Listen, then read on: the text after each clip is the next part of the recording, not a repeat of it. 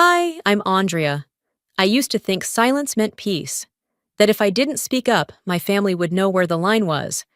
But then my sister planned her wedding in my backyard and didn't invite me. They called it our family home, while erasing me from the guest list, the photos, the story itself. Vendors walked through my garden like I didn't exist. A forged contract gave them the right to take over everything I'd rebuilt. And when I finally asked why, my sister just smiled and said, "Be reasonable." But what happens when being reasonable means disappearing quietly? And what if I decided not to? I came home to a quiet house and a stack of mail that had been slid halfway off the table, like someone tossed it there without a thought. The kitchen smelled faintly of lemons. Judine had probably wiped down the counters, though she hadn't said a word to me all day. Not during brunch, when I sat quietly at the end of the table, while everyone else passed mimosas and stories I wasn't part of. Not when I offered to help clean up, and she waved me off with a tight smile that meant, "Don't linger." I took off my shoes by the door and glanced at the clock. It was 2:47 in the afternoon. The late spring sun was pouring in through the back windows, casting warm patches across the hardwood floor. I didn't sit. I just stared at the mail pile. Bills, coupons. A thin white envelope, heavier than the others, sticking out beneath a political flyer. I pulled it free and turned it over. My sister's name was embossed on the back flap in gold. Venetia Bellamont. There it was. Her new name, her future husband's, wrapped in satin print. The kind of envelope you'd expect from a luxury wedding magazine. Curiosity turned to discomfort as I opened it. Inside was a wedding invitation, formal, elegant, thick ivory cardstock, sharp serif fonts, embossed border. The kind of invitation people frame or tuck into scrapbooks. The location listed? My backyard. The Belmont Meyer wedding was to be held at the Foster Garden Estate. I blinked. Slowly. I reread it. Not only was it happening here, where I lived, where I paid the taxes, where I'd spent the last 3 years coaxing the land back to life, but my name wasn't anywhere on it.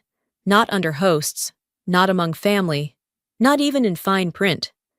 The invitation might as well have come from a stranger.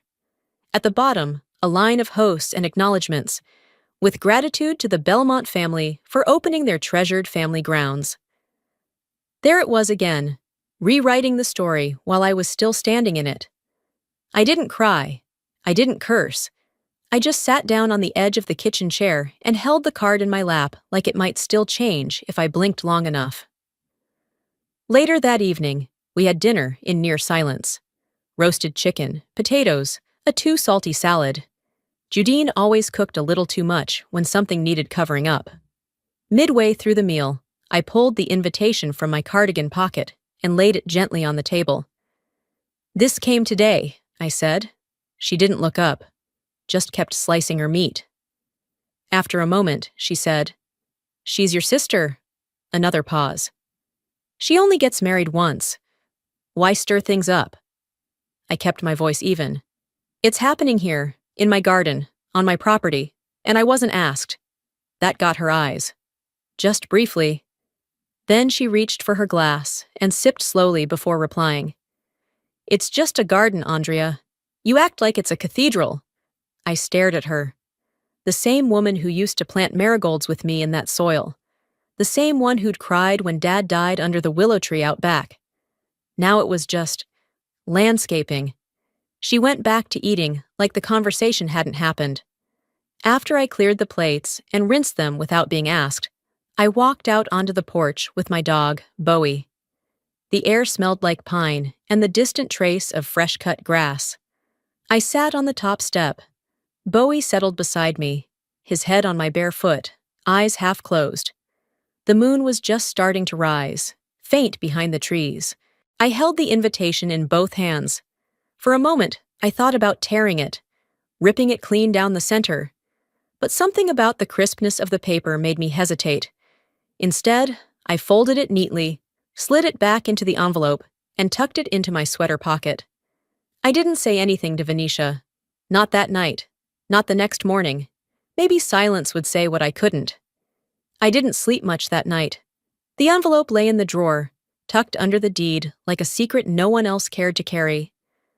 By morning, the light outside had that bleached, early summer sharpness, like everything was too bright too soon.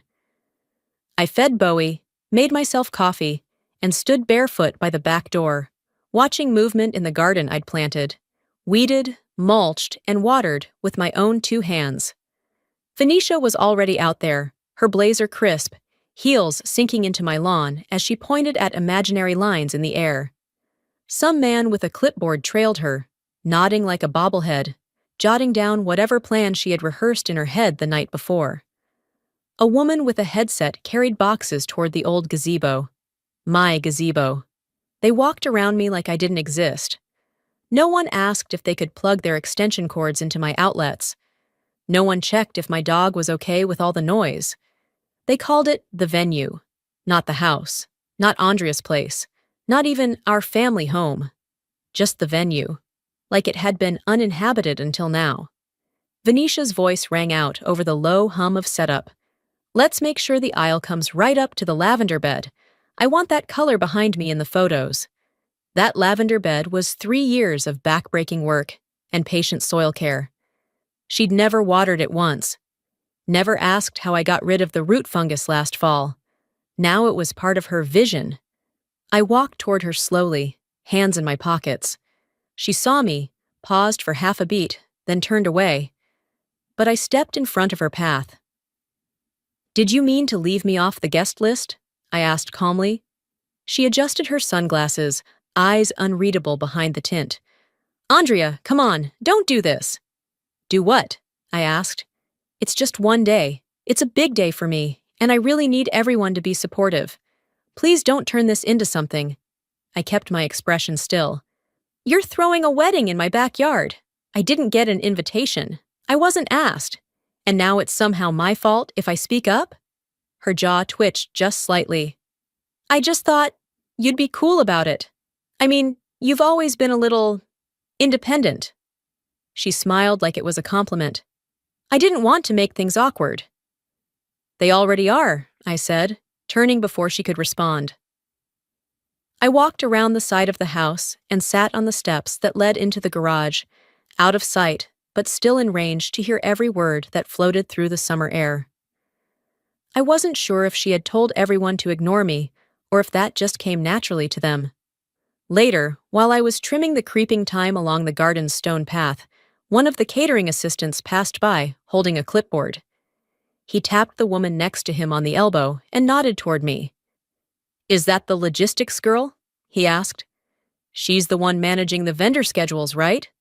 The woman laughed. No idea. Venetia said to just ask the planner if we get stuck. The homeowner's not involved. Not involved. That hit harder than I expected. I didn't correct them. I didn't even look up. I just finished trimming the thyme, wiped the sweat off my neck, and went inside without a word. That evening, after the noise had quieted and the trucks were gone, I sat down at my desk and opened a fresh folder on my computer. I labeled it Event Documentation. Then I walked to the filing cabinet, pulled out the property deed, and laid it beside me. I opened my browser and started looking up county ordinances for outdoor events on private property. I downloaded the local permit form and read every line of it twice. I wasn't trying to be dramatic. I was just trying to understand where I stood, because it was becoming painfully clear that no one else cared to. I began snapping quiet photos of vendor vehicles, of paper instructions taped to my shed, of electric cords running from my sunroom. Nothing invasive, just proof. Not to fight, not yet. But to be ready. Before I shut down the computer for the night, I opened a blank document and typed one word at the top. Bolded, center-aligned. Witness. I stared at that word for a long moment before closing the file. The following morning started with the dull thud of folding chairs being arranged on my back lawn. I heard them clatter against one another before I even finished my first cup of coffee.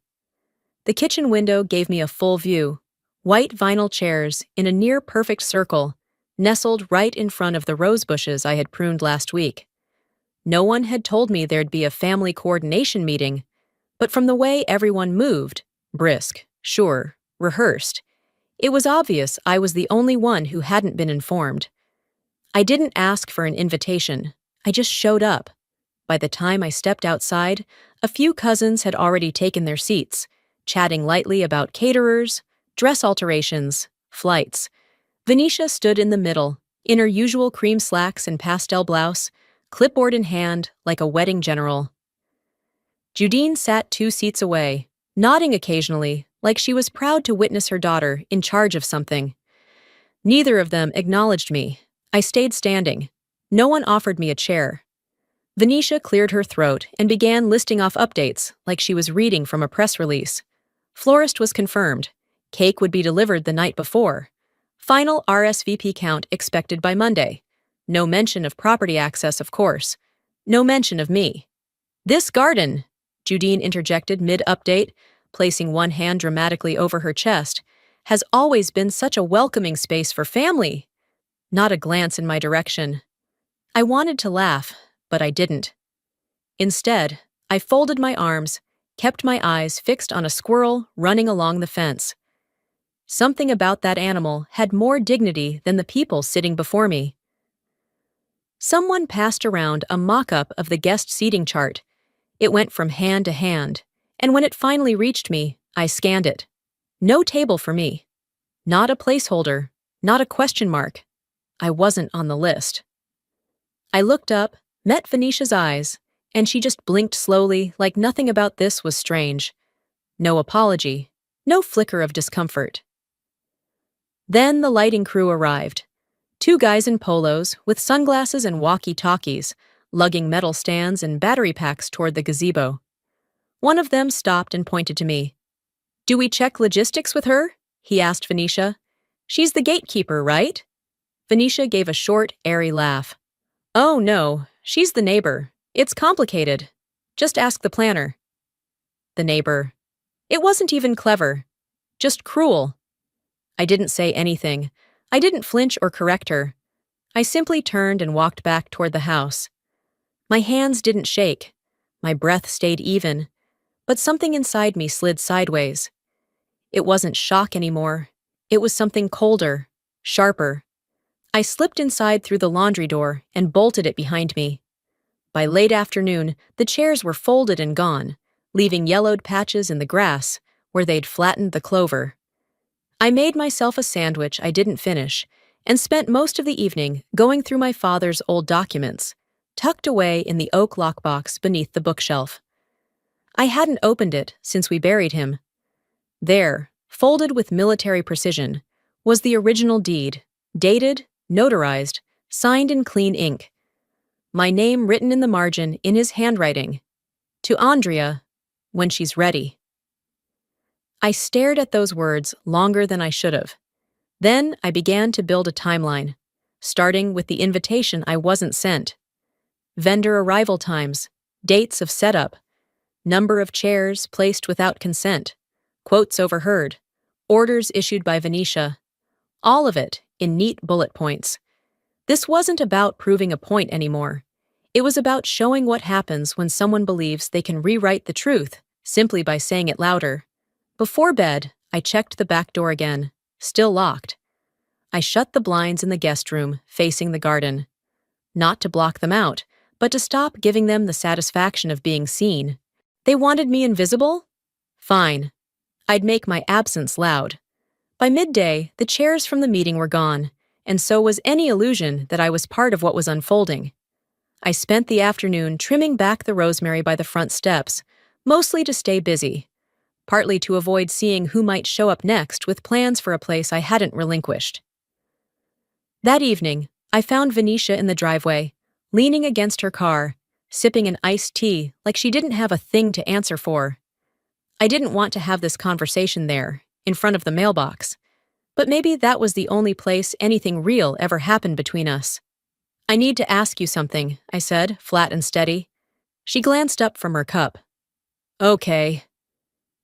"Did you intentionally leave me off the guest list?" I asked. "Or was that just a convenient oversight?" She didn't hesitate. She gave me a half smile, like I'd asked whether she preferred still or sparkling water. Andrea, be reasonable. This isn't about you. That was it. No apology. Not even a pause to consider how it sounded. Just a dismissal, neat and final. Your wedding is happening on my land, I said. Each word clean, no rush. And I'm not even included. That's not just inconsiderate, that's calculated. Venetia's expression didn't change. It's one day. One. You'd really create drama over something that simple? Behind her, I saw Judine standing at the kitchen window. She didn't open it, didn't come out. Just stood there with her arms crossed, like this was some rerun she'd already seen and didn't care to pause for. You act like this is a personal attack, Venetia continued, like she was explaining something to a child who'd misunderstood the rules. It's a celebration. Don't make it about yourself. I nodded once. Got it. That night, while I cleaned up after dinner, alone again, I heard my phone buzz on the table. I dried my hands, checked the screen. It was a message from Carly Monroe, someone I hadn't spoken to in years. Hey, just got the invite. Looks like it's at your place. That's wild. Can't wait to see you. Wait, you weren't invited? The question hit harder than anything Venetia had said. Because Carly didn't mean harm. She didn't know. She was outside the family tangle and still managed to see what the people closest to me wouldn't admit. That's when it sank in. I wasn't paranoid. I wasn't overreacting. I was just finally seeing clearly. When someone outside the system sees the absurdity, that's when you know it's real. I stepped onto the back patio and looked out at the trees. The garden lights were already strung, elegant, symmetrical, placed like pearls through the branches. I hadn't put them there.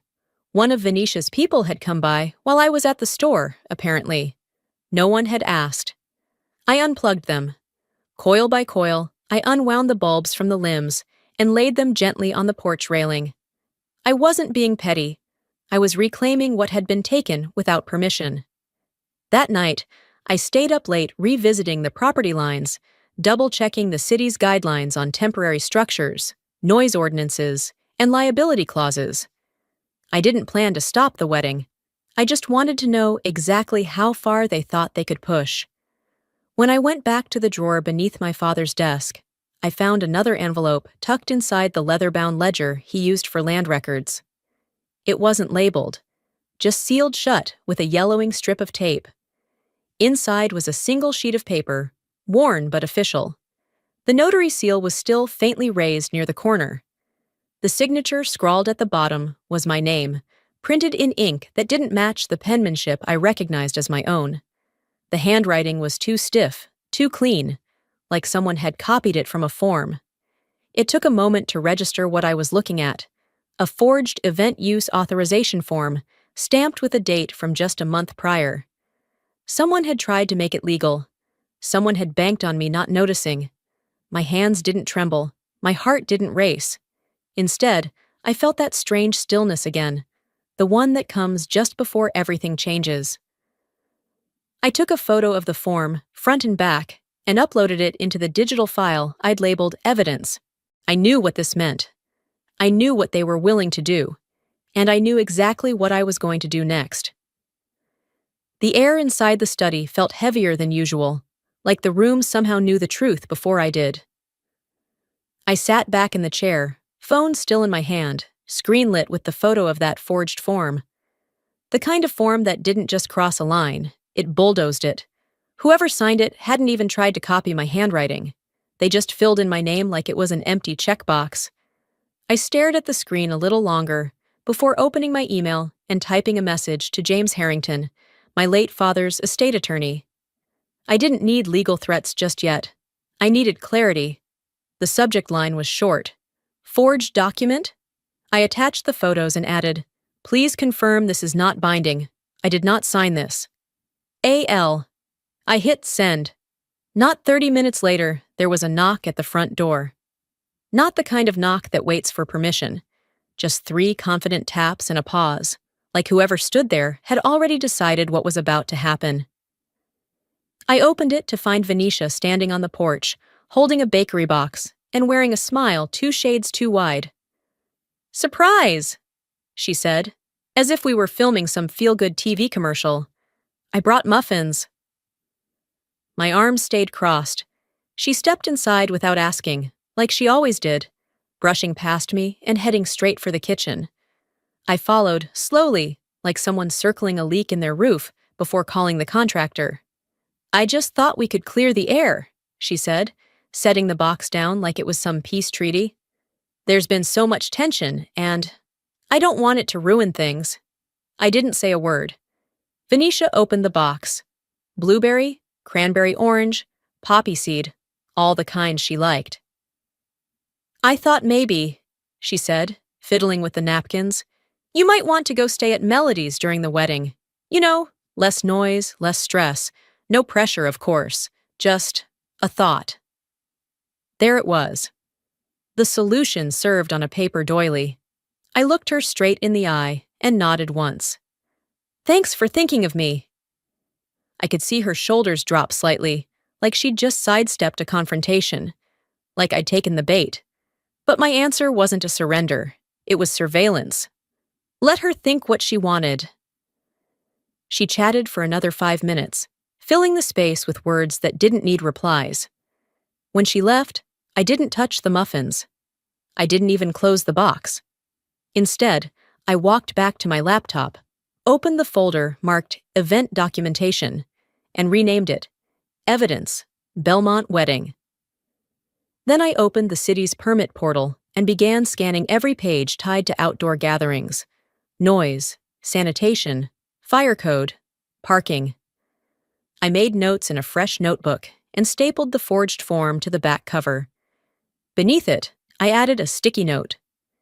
Never again assume silence means agreement. The next morning, I drafted a second email to the city clerk's office. Subject: Unauthorized use of private property body. To whom it may concern, my name is Andrea LaRue. I am the sole legal owner of the property located at address. A wedding event has been scheduled on my grounds without my consent. Attached is a document falsely signed in my name. Please confirm whether permits have been filed under my address and by whom. I am prepared to take further action if necessary. Sincerely, Andrea LaRue. I hit send again, this time with purpose. The rest of the day was spent photographing more of the prep: floral trucks pulling in, a crew unloading rental furniture under a white tent that had gone up overnight. I asked no one for names, just time-stamped the photos and added them to the archive. At one point, I saw Venetia again, standing with the event coordinator by the trellis. She didn't look in my direction, but I noticed her head tilt when she spotted the lights I'd removed from the branches yesterday. They were still sitting in a coil by the porch. She didn't say a word. Neither did I. That evening, James replied to my email. Andrea, the form is absolutely not binding. In fact, it may be actionable. Whoever submitted that under your name has a real problem on their hands. Let's talk Monday. James. It was enough. I poured myself a glass of water, stood by the window, and watched the last bit of light stretch across the garden like it always had. Quiet, unbothered, mine. I didn't sleep much that night, and not because I was anxious, because I was alert. Every detail from the last 2 weeks started stacking neatly in my mind, like books on a shelf. The forged signature, the neighbor comment, the way Venetia had offered muffins as if they could mop up betrayal. At 7:38 the next morning, I sent the document to Leland. No context, no greeting. Just the scan and a simple message. Recognize this? It took him 5 minutes to respond. This isn't okay. I didn't know. I thought Venetia had your permission? I stared at the screen, blinking once. I didn't feel anger exactly, just confirmation. The kind that doesn't burn. It cools you, makes you sharp. I typed out one line back. I didn't ask what you thought. I just wanted you to see it. No reply after that. Silence. The kind that says more than scrambling words ever could. I sat back and let myself drift for a moment. Not into sadness. Just clarity. Leland had always stood near Venetia. Not with her, exactly, but close enough to benefit from her shadow. I thought of a Christmas party years ago, before the house was fully mine. Venetia had made a joke about my botanical obsession in front of his work friends. She thinks pulling weeds is therapeutic, she'd said, lifting her wineglass. He'd laughed a second too long. I remembered it because I'd tried to laugh with him, and it felt like swallowing sand. Back then, I didn't know what that moment meant. I do now. It meant I had always been a little joke they kept in the family for texture, something rustic, grounding, just not real.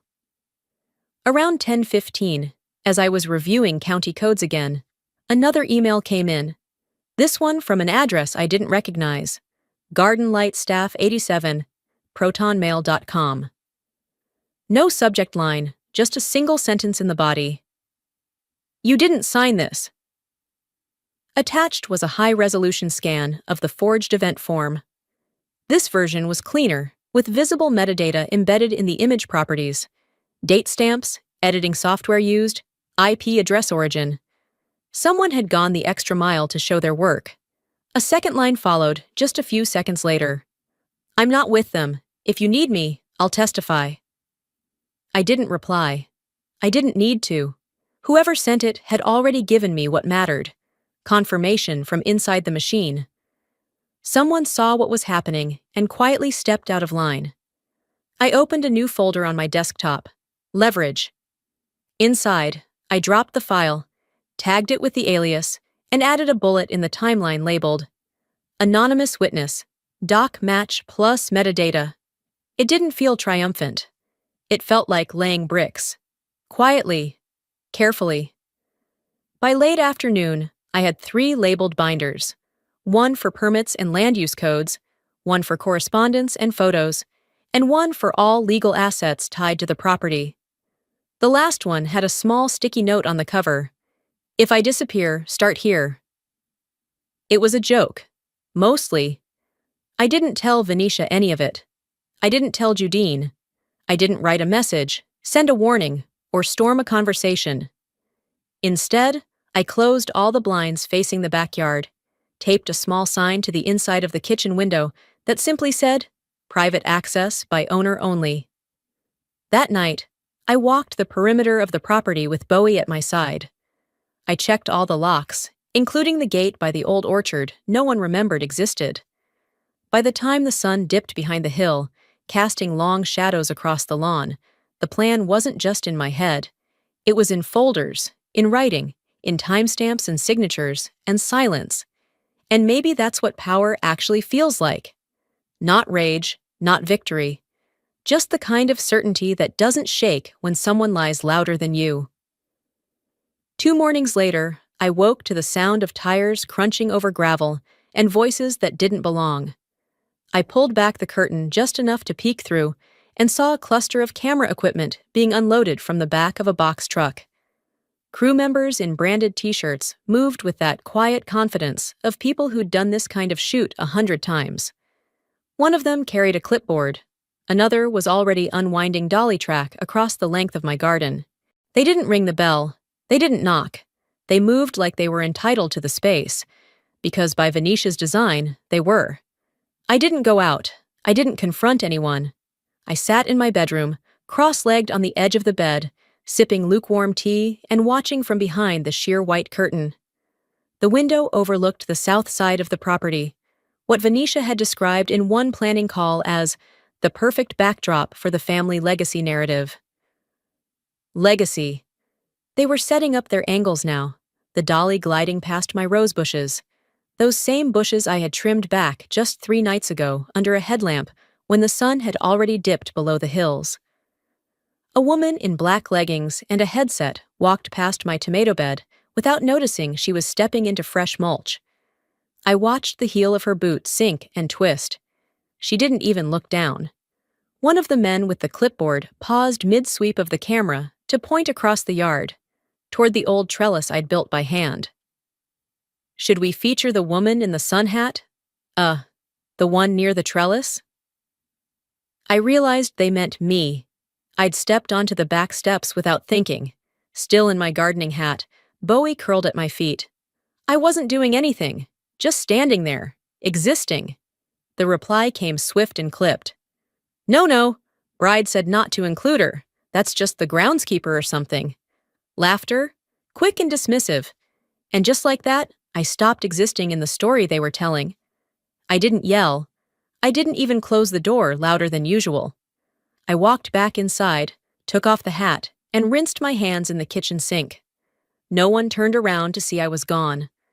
That afternoon, while the crew packed up and their shadows stretched long across the lawn, Venetia posted to her public page, "Honored to be marrying at the family estate that shaped our childhoods, a place of unity and tradition." She included a wide shot of the garden, bathed in golden light. The photo stopped just short of the east-facing window of the house. My window. Intentionally cropped, like she didn't want even the idea of me lingering in the frame. The caption read, "Can't wait to share this special day with everyone who matters." Everyone who matters. There it was. I didn't comment, didn't like, didn't send a passive-aggressive message. I just stared at the post for a long time before closing my phone and setting it on the windowsill like something I no longer needed. That night, I walked room by room and began removing anything personal from the shared spaces. Birdhouses, a sun-faded wind chime with my father's initials carved into it, the clay planter tags I had labeled by hand back when I was experimenting with heirloom herbs. I boxed them gently, without anger. I just needed them out of reach of cameras and people who didn't care to understand what they were touching. After I packed the last item, I stood at the kitchen window and stared into the darkness. There were still a few LED lights strung across the trellis. Hers, not mine. I didn't pull them down. I let them hang, sterile and hollow, like someone trying to imitate joy with a plug. Then I opened my laptop and clicked into the folder I had labeled Contingency. Inside, a file titled Public Statement, Draft Waited. I didn't add anything to it. I didn't revise the language. I just read it again, slowly, word by word. And then I closed the laptop, locked the door behind me, and went to bed. I wasn't angry anymore. Not in the way people expect. I was past the stage where noise felt like power. I didn't need to make a scene. I just needed to make sure they couldn't pretend I'd never existed. The next morning came slow and gray. I woke to the smell of damp earth and the low rumble of vans pulling up outside. Through the fogged kitchen window, I could make out silhouettes unloading folding chairs and white tent poles, their figures blurred by the drizzle still lingering from last night's rain. It wasn't heavy enough to stop anything, just enough to sink into the soil. I brewed tea, moved without urgency. The kettle hissed softly behind me as I leaned on the counter, staring out at the lawn. The garden, my garden, was no longer quiet. Laughter floated in from the driveway, the kind of laughter that comes from people who think they're exactly where they belong. I didn't open the door. I didn't greet anyone. They didn't knock anyway. Around 9, music started playing through portable speakers. Someone tested a mic. Check, check, 1, 2, 1, 2. I could hear the static pop against the tent fabric. Then came the clinking of glassware, the hum of conversation. People finding their seats, brushing off their jackets, adjusting hats in the reflective sheen of parked car windows. I remained at the kitchen table, sipping tea that had long gone cold. Bowie lay at my feet, half asleep, occasionally perking his ears at the sudden bursts of applause or camera shutters. Then, just past 11, it happened. One of the blue porta-potties near the side fence leaned, then gave a sudden groan, like wood snapping under weight. A few guests turned to look, then a shout. The structure tipped once, righted itself, and then crashed sideways into the flower beds. The back panel split open, waste spilled out, dark and slow, like molasses across the grass. It reached the edge of the aisle first. Then it seeped under the white linen runner Venetia had special ordered. Then the edge of the bride's platform, where the floral arch sat in full bloom. Screams. Panic. The kind of chaos you can't choreograph. I stood by the window, watching it all unfold like the third act of a play I'd never auditioned for. One woman in heels slipped trying to avoid the mess. A groomsman flailed his arms to steady her, knocking over a champagne tower that had just been filled. And in the center of it, Venetia stood frozen, her train already streaked in mud.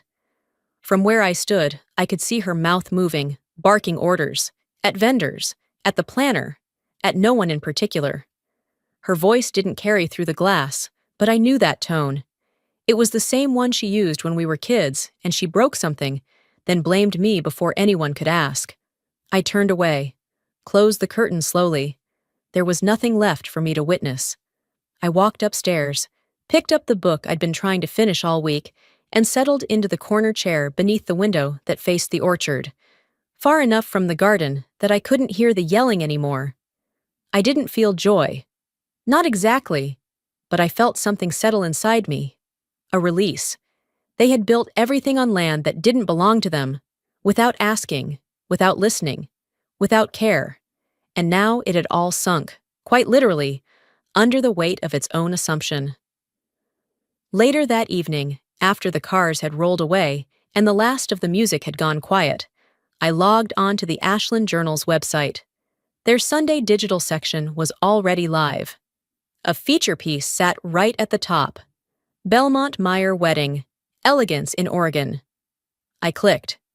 The article was brief, polished, sanitized. It mentioned the location as a historic family estate nestled in South Ashland, referred to the bride's dress as effortlessly classic, and brushed over the disaster with one neat phrase: a minor equipment malfunction. The last paragraph thanked the wedding team, the caterer, and the Belmont family for graciously opening their estate to host this special occasion. No mention of me, not even a line. I scrolled to the photo attached, Venetia and Carson standing under the floral arch just before everything collapsed. The camera caught the moment with cinematic glow, as if the ground under them hadn't turned to sludge minutes later. I closed the browser tab, let the screen fade to black. Then, for the first time in days, I smiled. Not the kind of smile you show off in photos, the kind that comes from finally recognizing what's no longer yours to carry. Some omissions say more than any quote ever could. The garden took nearly 2 weeks to drain. The rain that followed the wedding had nowhere to go, pooling along the slope where Venetia's tent poles had left deep holes in the soil. I watched from the porch as the grass yellowed in patches, the muddy paths hardened like bruises turning stale. I didn't rush to fix it. Instead, I waited. I walked the grounds in the mornings with Bowie at my side, surveying the aftermath like a farmer inspecting fields after a storm. Some plants had drowned. A few of the herb beds were unsalvageable. But the roses survived, and the lavender bent but didn't break. I spent a quiet Sunday afternoon turning the soil by hand. I removed ruined annuals and replaced them with hardy perennials. Thyme, sage, and black-eyed Susans that could stand up to heat and neglect. My hands worked with steady rhythm, not urgency. No one from the wedding reached out. No apology, no acknowledgement. And strangely, that absence didn't sting anymore. It felt clean. I stopped checking for new articles. I stopped glancing at Venetia's social media feed. I even archived the digital folder titled Evidence and placed the physical binders into a locked drawer in the basement. Some battles don't need to be fought out loud. They just need to be recorded, in case. James and I met at a little cafe near City Hall the following week. He handed me a notarized document over a mug of weak coffee and told me, "You're covered now. Nothing can be scheduled on your land again without your written, notarized consent. We closed that door." I nodded and signed the copy, not because I needed proof, but because I deserved boundaries in writing. We didn't mention Venetia. Back home, I painted the old garden gate a deep, calm blue. The color reminded me of the Oregon coast, of sky before thunder, of still water. It wasn't for anyone but me. I hung a sign I'd carved from cedar at the entrance path, just beside the row of salvaged peonies. The letters were rough, imperfect, etched slowly by hand. Private residence. This land is lived in, not borrowed. No one saw me do it. No one needed to.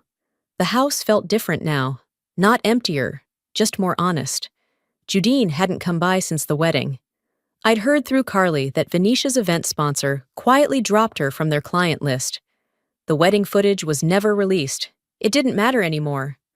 One morning, I sat beneath the trellis with a book and a cup of chamomile tea, Bowie curled in a patch of sunlight beside me. The air smelled like mint and wet earth. I listened to the wind move through the trees and didn't reach for my phone once. Not because I was waiting for anything, but because there was nothing left I needed to prove. Forgiveness hadn't arrived. Closure hadn't knocked. But peace? It came quietly, like moss growing over something that finally stopped being disturbed. I had spent years thinking I needed to reclaim space that was taken. But what I really needed was to let it become mine again, on my terms. Some roots rot, others remain. And the ones that stay? They grow stronger without asking for permission. Hi, my name's Odessa. I paid for my sister's promotion party, every flower, every glass of champagne. And yet, she handed me a tray and made me serve drinks like I was part of the staff. No one said my name, not once. And that wasn't even the worst part. What if I told you that being erased wasn't an accident? It was a family tradition? Would you stay and listen? Or would you leave, like I did? Because what came next changed everything. I arrived 15 minutes before the official start time, just as the hotel staff were finishing the final touches. The chandelier light spilled across the marble floor like gold dust, and the scent of peonies, ones I had personally selected, floated through the air. I handed the valet my keys, clutching a thick envelope that held the final invoice and the guest list I'd printed that morning. My name was on every page, but not once would it be said out loud tonight. Inside, Maribel's assistant gave me a nod, the kind you give to someone you think works for the venue. No eye contact, no welcome. Just a brief look and a gesture toward the ballroom, as if I needed instructions. I walked past her without a word, heels muted by the carpet, eyes scanning the space I'd practically designed. There were no signs of me anywhere. The theme, the playlist, the seating chart. Every inch of this place carried my fingerprints, yet I felt like a ghost haunting my own generosity. I moved to the side, standing behind a column near the bar, watching guests begin to trickle in. Laughter, air kisses, firm handshakes. A crowd gathering around Maribel like she was the mayor of Austin. "She's just magnetic," someone whispered. "A woman like that? Born to lead." I didn't interrupt. I didn't even blink. I just stood still, the silence in my chest louder than the jazz quartet warming up near the terrace. An hour in, the room was buzzing. I saw Maribel weaving through the guests, a champagne flute in one hand, the other reaching out for shoulder pats and congratulations. Then she spotted me. Her expression didn't change, not even a flicker of surprise. She walked straight over, and without lowering her voice, said, "You're good at being subtle, right? Grab that tray and help pass these around. Our server bailed last minute." I thought she was joking. For a second, I even half smiled. But she was already placing the tray in my hands. I stood there, stunned, balancing 10 crystal flutes filled with expensive champagne I had paid for. She didn't wait for my answer. She turned back to her crowd, tossing a "thanks, sis" over her shoulder like I was a hotel intern. I didn't want to cause a scene. That's not my way. I told myself to breathe, to keep calm. Maybe she was stressed. Maybe it was just a slip. But then a man, someone I'd met once at a distant cousin's wedding, tapped me gently on the arm and said, "Could you grab me a scotch when you're done with that?" I nodded. Because that's what you do when you've been conditioned your entire life not to make trouble. But inside, I was unraveling. It wasn't the tray. It wasn't even the drink request. It was that no one in that moment, no one, saw me for what I was. A sister, a human being, a person who funded this celebration out of nothing but love and an aching hope to reconnect. Later, I walked toward the far end of the ballroom, hoping for air.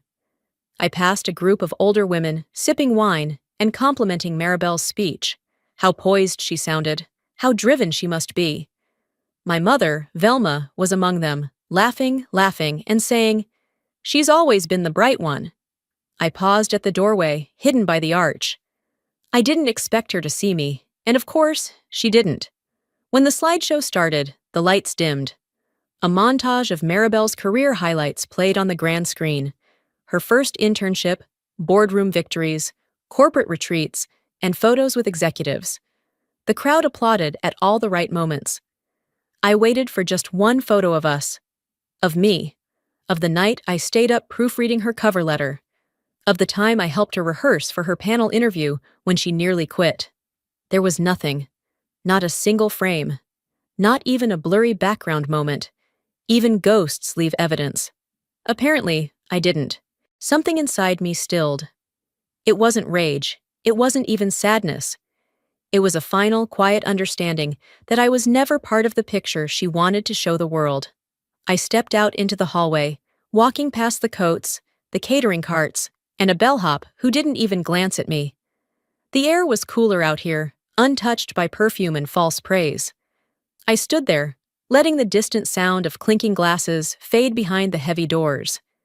I opened my purse, pulled out the printed hotel receipt with my name on it, Odessa Lynn, paid in full, and placed it neatly on the edge of the bar counter where the staff would surely find it. A quiet truth dropped into a noisy lie. I didn't storm out. I didn't slam the door. I just walked. Nobody stopped me. Nobody noticed. But for the first time in a long time, that didn't feel like loss. It felt like freedom. By the time I reached the end of the hallway, I hadn't stopped moving. My legs carried me past the restrooms, past the coat check, through the double doors that led to the rear foyer of the hotel. I stood there for a while, letting the quiet hum of a nearby vending machine drown out the applause still echoing from the ballroom. I hadn't planned on going back in, but something about the echo of clapping, too enthusiastic, too polished, pulled me toward the ballroom's cracked door like a string tugging at a bruise. Through the narrow gap, I could see the screen flicker to life. The lights dimmed, and the slideshow began. A curated presentation of Maribel's journey, from her college graduation to early promotions. A few carefully staged photos from what looked like leadership retreats, and one shot where she stood at a podium with a fake mic smile. The crowd clapped in rhythm. I spotted a few heads nodding with admiration. Some even wiped away a tear or two, as if this was a homecoming story, a triumph against odds. "And we extend our deepest thanks," the MC announced, "to Maribel and the entire Meliora Capital team for making tonight possible." My jaw tightened. Not a single mention, not a footnote, not a half sentence tucked at the end. It would have been easier if they'd just ignored me. But this wasn't silence. This was substitution. I hadn't just been left out. I'd been replaced. You can survive being forgotten, I thought. But being rewritten? That's a different kind of grief. The lights came back up to a roar of applause. Maribel smiled, gracious and grand, the way she always did when the world agreed with her version of events. I stepped back from the doorway and leaned against the wall, letting the cool plaster steady my spine. Mom appeared minutes later. I could hear her heels before I saw her. She was headed toward the restroom, chatting with a few older women, her laughter light and unbothered. I waited until she peeled off from the group before stepping forward. She noticed me then, briefly. "Can I talk to you for a second?" I asked quietly. She glanced at her watch. "Make it quick, honey. I told them I'd be right back." I held out my phone, screen lit with the email confirmation from the hotel. Client, Odessa Lynn. Paid, $11,150. Card ending in 3310. "You knew I covered everything tonight, but you stood there and smiled while they thanked her company." She waved her hand as if swatting away a mosquito. "Maribel needs this. You know how hard she's worked." "So have I," said, keeping my voice even. "I didn't ask for a spotlight. I asked not to be erased." Mom gave a short, dry laugh. "You always take things too personally. Don't start. Let your sister shine." That sentence did something final to me, like a switch flipping off inside a room that was already dim. It wasn't confusion anymore. It wasn't me misreading things. It was a decision, one she'd already made, one she hadn't needed to explain, because in her mind, it was just obvious. I didn't argue. I didn't raise my voice or ask how many times she'd chosen Maribel before this. I just nodded, the kind of nod people give when they're done trying to fix what's never been theirs to repair. I returned to the coat check and found an empty bench near the window. The sound from the ballroom faded into the background again. Muffled conversations, silverware against china, clinking glass over empty gratitude. I sat there, pulling up the email again, scanned the details, reread them, not because I needed to, but because seeing my name in black and white was the only place it felt real anymore. My name, my money, my silence. I whispered, mostly to myself, if they've written me out, I get to rewrite the ending. For a long while, I just stared at the screen. Then, I forwarded the message to my personal inbox, added the attachments, the full invoice, the final receipt, and renamed the file whoreallypaid.pdf. I didn't send it out, not yet. I just wanted to hold proof. In a world where facts had been replaced with impressions, I wanted to hold something that didn't lie. When I stood, I didn't head for the exit. Not yet.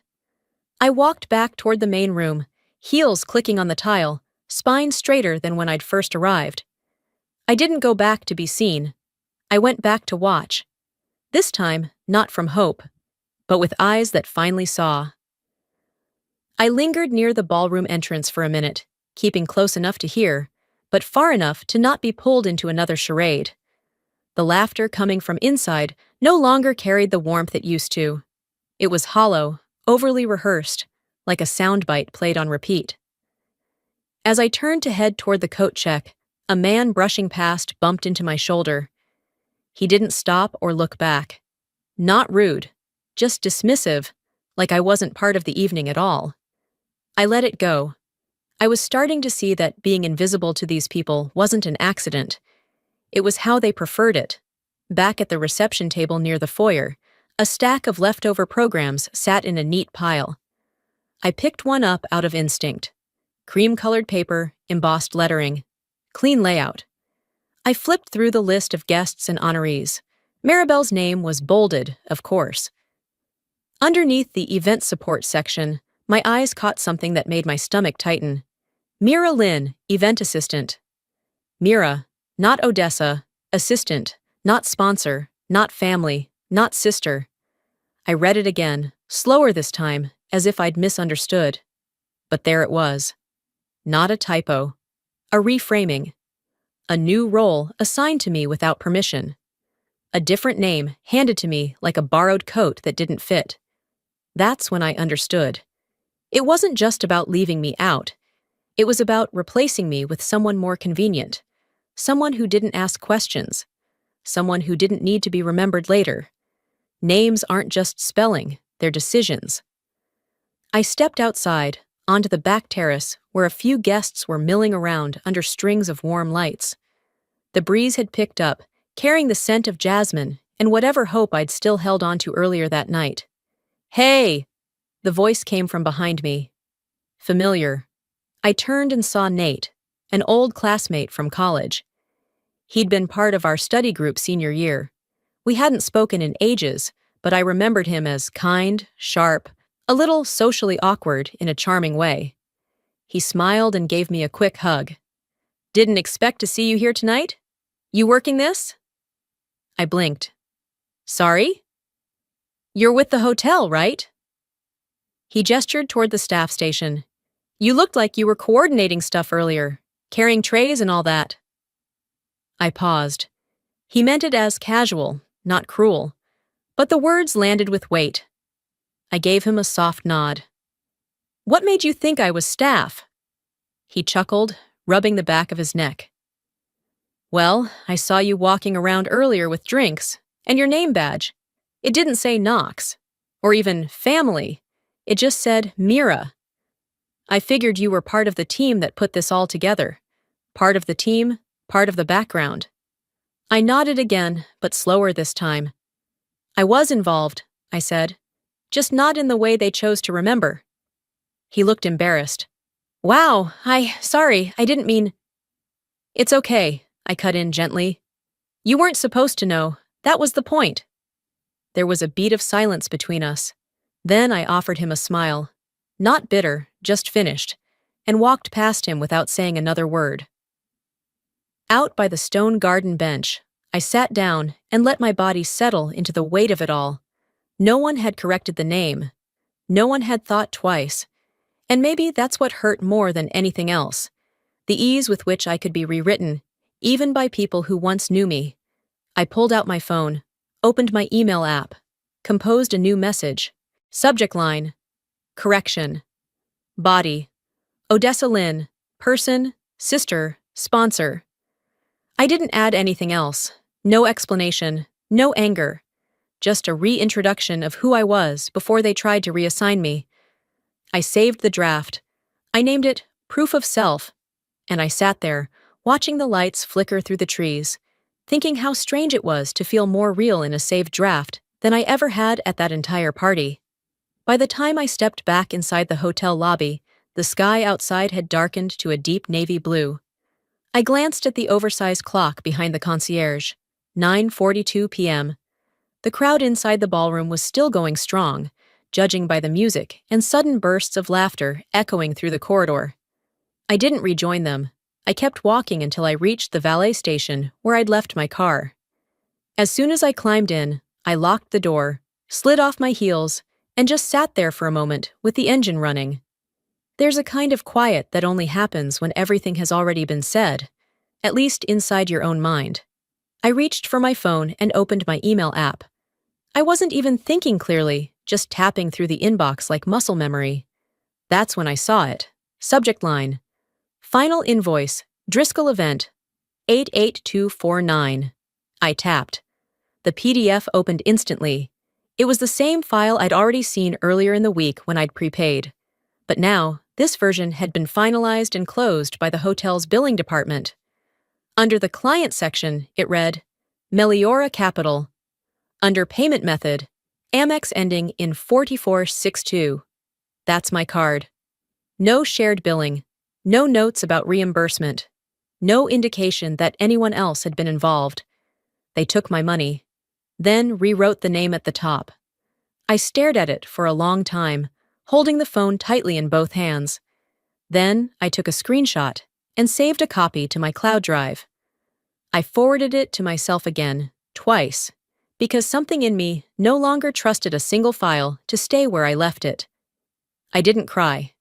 Not this time.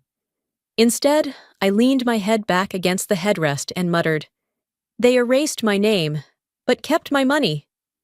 The next morning, I sat at my kitchen counter with a mug of black coffee and my laptop open. The window above the sink let in that soft, gray morning light that only Texas seems to get right. The birds outside were busy with whatever birds do after rain. I logged into my bank portal, not because I didn't believe the invoice, but because I needed to see the trail. What I found wasn't surprising, but it still managed to burn. There was the initial deposit to the hotel, followed by smaller charges across the past 2 weeks. $483.25. Spa Botanica, $897.50. Luxe Couture, Maribel's custom gown, no doubt, $210. Private valet upgrade, all billed to my account, all unauthorized. I clicked into the detailed statements and began printing every page. Not to confront, not to accuse, just to build a file of what was mine, what had been taken. Each sheet that slid from the printer felt like another nail closing a box I would no longer sit quietly inside. When I was done, I labeled a folder in sharp black marker. Evidence, not emotion. I slid everything inside and placed it on the dining table. I added a sticky note on top with 5 words. They chose to forget me. And just below it, I choose to remember. I didn't need to scream. I didn't need to send rage-filled texts. The facts were louder than anything I could ever say. Later that afternoon, I called the hotel. A polite young man answered. I kept my voice steady.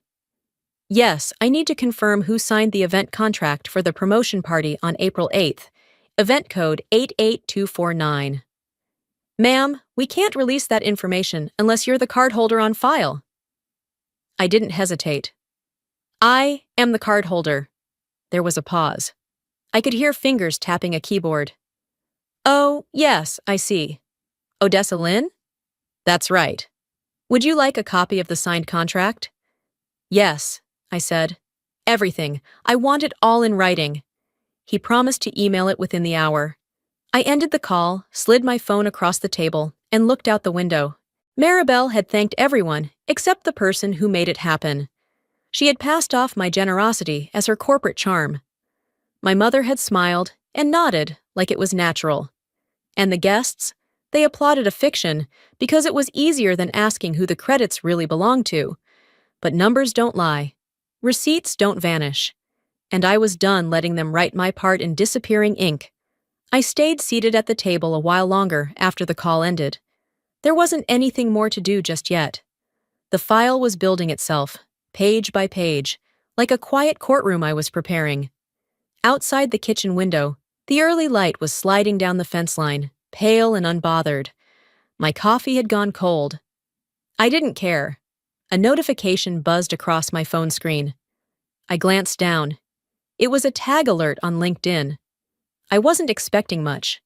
Probably another automatic, "Congrats to Maribel Knox on her promotion" type of post. But the name in the alert wasn't hers. It was mine. Or rather, it was my face. I tapped the link and waited as the page loaded. There it was. A glossy, filtered photo of Maribel beaming at the center of the room, her arm raised slightly in the middle of a speech. And just behind her, half-blurred, tray in hand, smile halfway between discomfort and obedience, was me.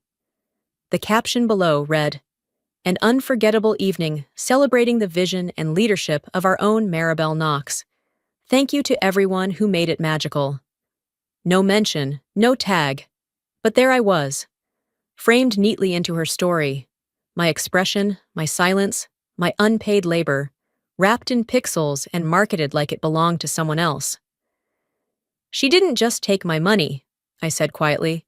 "She turned me into a prop." I took a screenshot of the post, saved it to the folder I'd started yesterday. Then another alert came through, this time on Instagram. Different platform, same photo, same hollow praise from colleagues who had never spoken to me that night. You'd be surprised how fast something can become official once it's been shared enough times. Around 7:12 a.m., my phone buzzed again. This time it was a text from my mother. "Don't make a scene about a photo. Let your sister have this. Let her have this." As if she hadn't already had everything else. I didn't answer right away. I reread the message 3 times. Not because I didn't understand it. Because I did. Because it was so exactly like her to say that. Because this was the script I'd grown up with. Let her have this. Don't overreact. You're stronger. You don't need the credit. Be the bigger person. I put the phone down. I paced the kitchen once, then twice. My eyes burned. Not from tears, but from exhaustion. The kind of exhaustion that builds when you've been nodding through your own erasure for years.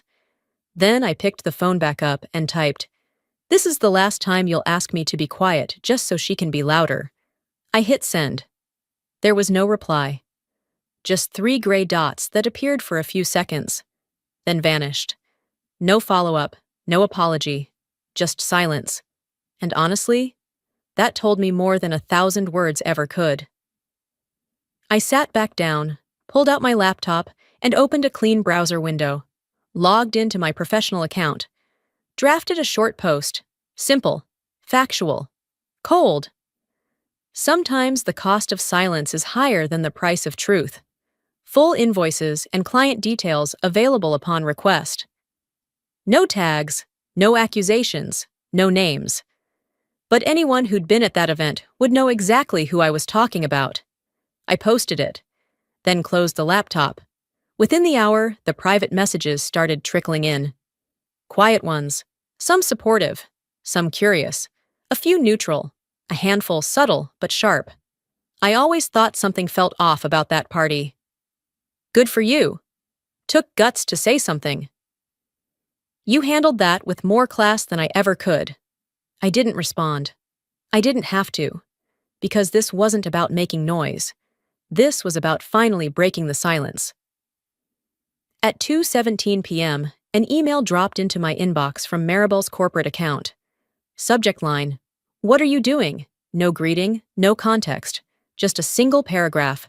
"You're making things worse than they are. Stop now before it all comes crashing down." I stared at it for a moment, then calmly clicked forward, sent it to my evidence folder, and marked it with a red flag. I didn't need to reply. Instead, I whispered to the empty kitchen, "Now we're both in the picture." After forwarding Maribel's email, I stared at the blinking cursor in my inbox for a long time. Not because I was unsure what to do next. On the contrary, I was certain. I just needed to be precise. Clean. Controlled. I wasn't about to fall into the stereotype of the angry woman lashing out. No, what I had was not rage. It was record-keeping. I opened a new message and began attaching documents from the folder labeled Evidence, not Emotion. The hotel invoice, the payment receipt with my full name, the email thread with the catering team, my floral design notes, the floor plan mock-up, and screenshots from the event group chat. All things that had been invisible to the public, but were very, very real. I didn't write a long introduction, no preamble, no melodrama. Subject line: correction, about last night body. I'm sending this to clarify a few details regarding the recent promotion event held at the Driscoll. Attached are records confirming the funding, coordination, and vendor contracts were handled by me personally.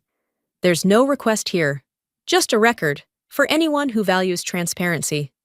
Respectfully, Odessa Lynn I BCC'd everyone from the guest list. I didn't pause to wonder how they'd take it. I didn't ask myself if it would change anything, because it wasn't about their opinion anymore. It was about having the truth on record, whether they read it or not. By the time I hit send, it was almost 4:00 in the afternoon. The sun was angling toward the neighbor's rooftop, casting long lines through my blinds. I closed my laptop, stood up, poured myself a glass of water, and sipped it in silence. 20 minutes later, the first reply came in. I had no idea. Thank you for setting the record straight. Then another. Wow, this makes sense now. A third. I feel foolish for applauding a version of that night that clearly wasn't complete. And then this one, from a partner at Maribel's firm. Odessa, I'm sorry for the role we played in your erasure. It wasn't intentional, but that doesn't excuse it. I didn't reply to any of them. I archived each message after reading it once. They weren't apologies I needed, but they were acknowledgments. And acknowledgments, I've learned, are a kind of currency in a world where silence used to be the default. Just after 6, as the sky turned that soft, bruised purple, another notification pinged, this time on LinkedIn, a public post. I clicked it open, already expecting the worst. Instead, I saw my name, not tagged, but centered. For anyone praising the flawless execution of last night's event, credit goes to Odessa Lynn. I saw her running point on everything, from setup to vendor coordination. It's a disservice to pretend she didn't exist in that room. Don't rewrite women like her out of history just because they don't demand the mic. It wasn't signed by someone close. It wasn't a friend doing a favor. It was a guest, a man I barely remembered speaking to, who had taken it upon himself to say something. The post began to spread. Likes, comments, reposts. I didn't reply. I let it stand on its own. Because sometimes, the most powerful thing you can do is let others say the truth for you. Without coaching, without begging. By 7:40 my phone rang. I recognized the number immediately, Maribel's assistant. I didn't answer at first. Let it go to voicemail. Then she called again. I picked up. Her voice was thin, like someone holding a cup with both hands so it doesn't rattle. Hi Odessa, it's Claire. Maribel wants to talk. She's saying it's all been misunderstood, that you're blowing this out of proportion and it's not what it looks like. I didn't even flinch. She's right. A pause. Claire didn't know what to do with that. It's worse, I added. Claire tried to regroup. She'd like to meet, face to face. No drama, just to explain.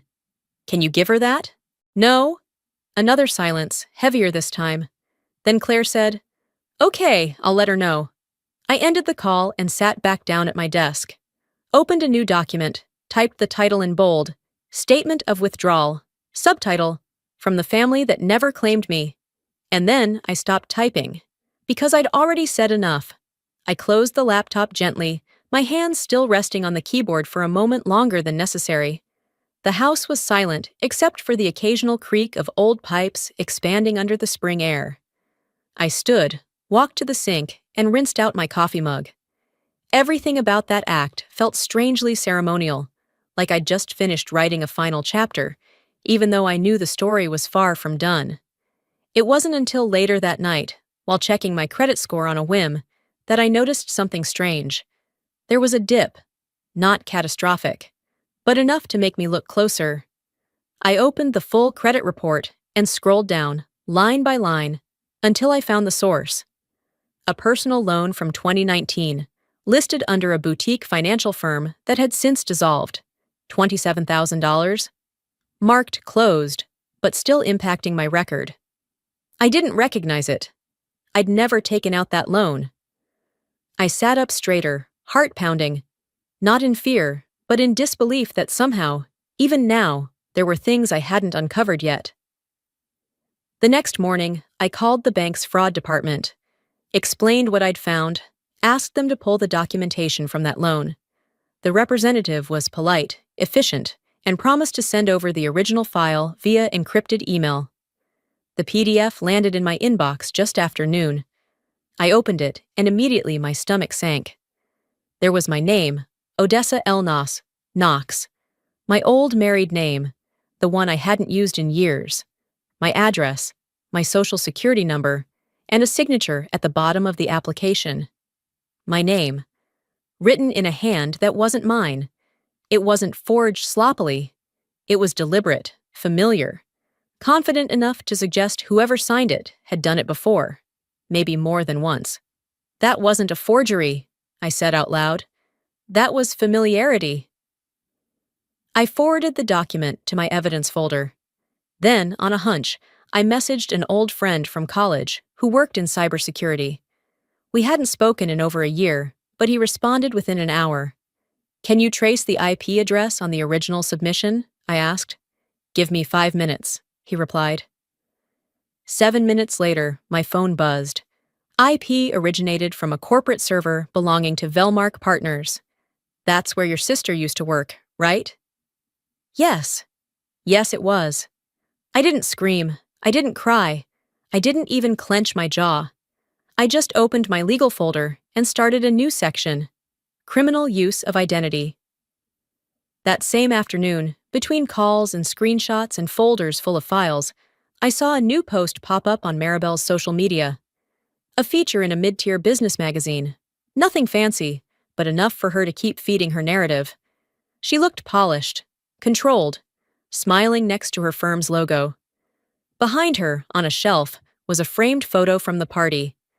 She'd cropped the image, blurred my face slightly, but I recognized my dress, my profile, the way I held that tray. Still using me. Still pretending I didn't exist, while building her brand on the shoulders I used to lend her. I clicked into the post, typed a single comment. Please take this down. The person you borrowed isn't for sale. Then I closed the tab. I didn't wait for replies. I didn't care who saw it. It wasn't for them. It was for me. That evening, I met with an attorney, a friend of a friend, someone who knew how to handle things quietly but thoroughly. I laid out every printed page, every email thread, every bank statement and invoice. She scanned the materials slowly, methodically. Her brows creased as she reached the loan documents. If this is accurate, she said, we're not talking about hurt feelings. This is criminal impersonation, federal territory. I nodded. I'm not here to ruin her. I'm here to stop pretending I'm okay with being erased. She looked at me, really looked. And you're prepared for what this might trigger? With your family, publicly? She already took everything that mattered, I said calmly. Now I'm just taking back my name. There was nothing righteous about the way I said it. No heat, no fury, just clarity. I left the meeting with a manila envelope tucked under my arm. On the front, the words, "Petition to open investigation, identity misuse." It felt heavier than its weight, because it didn't just carry proof. It carried the truth they never thought I'd dare name. 3 weeks later, I stood once again in the grand lobby of the Driscoll Hotel, only this time with purpose wrapped in a manila envelope. The last time I'd been here, I'd walked out without a word, leaving behind the version of myself they preferred. Quiet, compliant, forgettable. This time, I wasn't staying long. I was here to finish something, not to witness more of the performance. The concierge looked up as I approached, recognition flickering in his eyes. He straightened slightly. "I'm here regarding the event under Maribel Knox," I said. "Room 4A. He tapped on his keyboard, then paused. "It appears the charges are pending. Catering, sound, floral arrangements. However, the original card on file—" "That would be mine," I interrupted calmly. He glanced up. "I need you to cancel every service that hasn't already been paid in full." There was a long pause. He scanned the records again, eyes darting. "Yes, ma'am. You're still listed as the financial guarantor. Would you like a printed confirmation?" "I would." He printed 2 copies. I signed one. The moment the pen left the page, I felt the balance shift. Not loudly, not dramatically, just finally. Down the hall, soft music filtered out of the ballroom. I could hear the murmur of voices inside, laughter starting to rise. The party hadn't begun yet, but the facade had already returned. I walked slowly toward the main room, the click of my heels steady against the polished floor. 2 servers passed me with trays of untouched hors d'oeuvres. One glanced at me, then did a double take. I saw him nudge the other. I stopped just outside the entrance. A few staff were rolling away carts. The florist's team, confused, began pulling down half-finished table arrangements. A man in a headset barked into a walkie-talkie, "Hold the slideshow! We're not greenlit yet!" Then I saw her. Maribel standing near the center of the room, perfectly styled. Her expression fell the moment she noticed the shifting energy. And then she saw me. "Odessa?" She said my name like it had thorns. I stepped into the room, handed the concierge copy of the cancellation form to a woman in a blazer who looked like she'd rather be anywhere else. "You'll need to find another wallet for tonight," I told my sister. Maribel walked toward me, but her stride lacked its usual command. Her assistant, Claire, trailed behind her, visibly pale. "What is this?" Maribel asked, gesturing at the disassembled chaos behind me. "Why are they stopping everything?" "Because the bill just got real." She glanced at her assistant. "I thought you said this was handled." Claire didn't answer.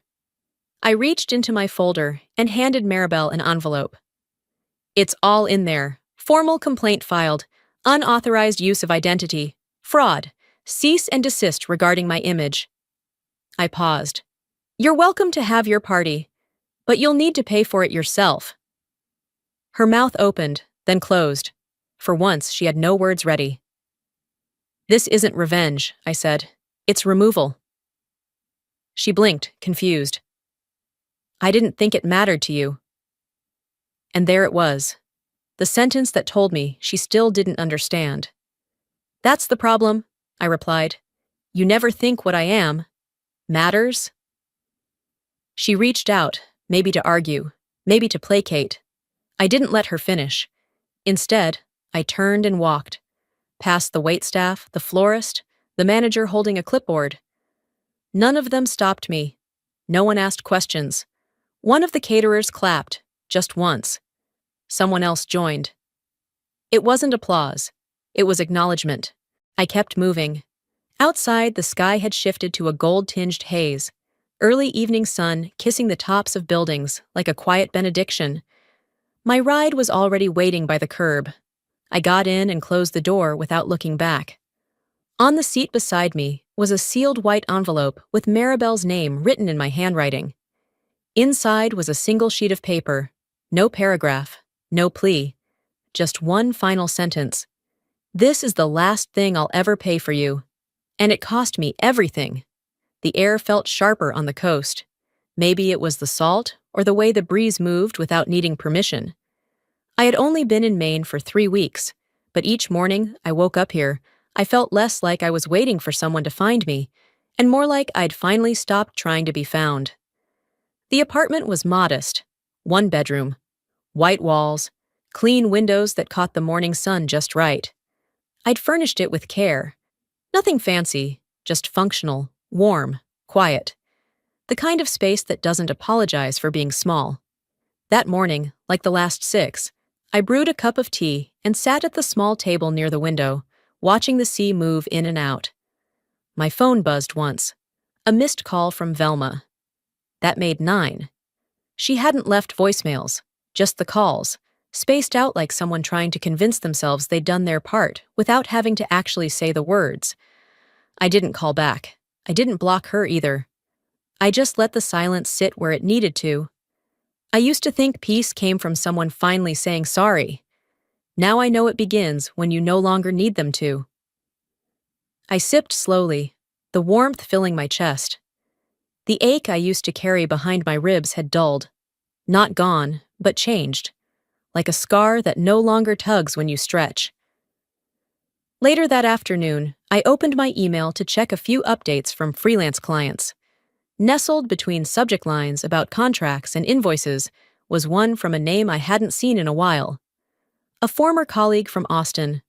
The message was brief. Heard from someone in HR that Maribel's been placed under formal investigation. They're digging into financials going back 5 years. Thought you'd want to know. I stared at it. Not in triumph, just quiet understanding. Actions find their way back to the people who took them. I didn't reply. Didn't forward it. Didn't even save it. I closed the email and let it dissolve into the rest of my day. That chapter wasn't mine anymore. As evening settled in, I pulled a worn notebook from the bookshelf and sat down with it in my lap. I hadn't opened it since I left Texas. Inside were scattered thoughts, notes to myself, clipped pages from a past life. Tucked between 2 blank pages was a half-started letter addressed simply, Mom. The handwriting was mine, slanted and precise. I hadn't remembered starting it. I turned to a new page, picked up a pen, and wrote slowly, deliberately, not to send, but to say, You raised a daughter who stayed quiet for love until silence became the lie. That was enough. I closed the notebook. I didn't rip it out. I didn't burn it. I just let it stay there, because some truths don't need to be spoken to matter. Around sunset, I walked down the path behind my building toward the beach. The tide was pulling out, leaving little ridges in the sand like the palm lines of the earth. I sat near the rocks and pulled something from my pocket. A photo. It was from the party, the one that made its rounds online, the one where I stood in the background with a tray in my hands, blurred just enough to look like someone hired for the night. I'd kept it, not out of sentiment, but to remind myself of how far people will go to shrink you down to a version that suits their comfort. I rolled the picture gently, slid it into a small glass bottle, and sealed the top with a cork I'd brought from home. I didn't throw it. I buried it in the sand, deep enough that it wouldn't be found by the next tide. As I stood, a man jogged past on the trail behind me. He nodded. I nodded back. Nothing more, no recognition, no knowing glance. Just 2 people sharing the same light. And that, I realized, was what I'd wanted all along.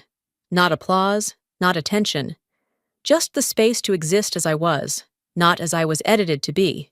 I turned back toward the path, hands empty, heart full enough. Some stories don't end with fireworks. Some just let go, like breath you didn't realize you'd been holding. Final line, some endings don't echo. They exhale. Sometimes the hardest part isn't what they did.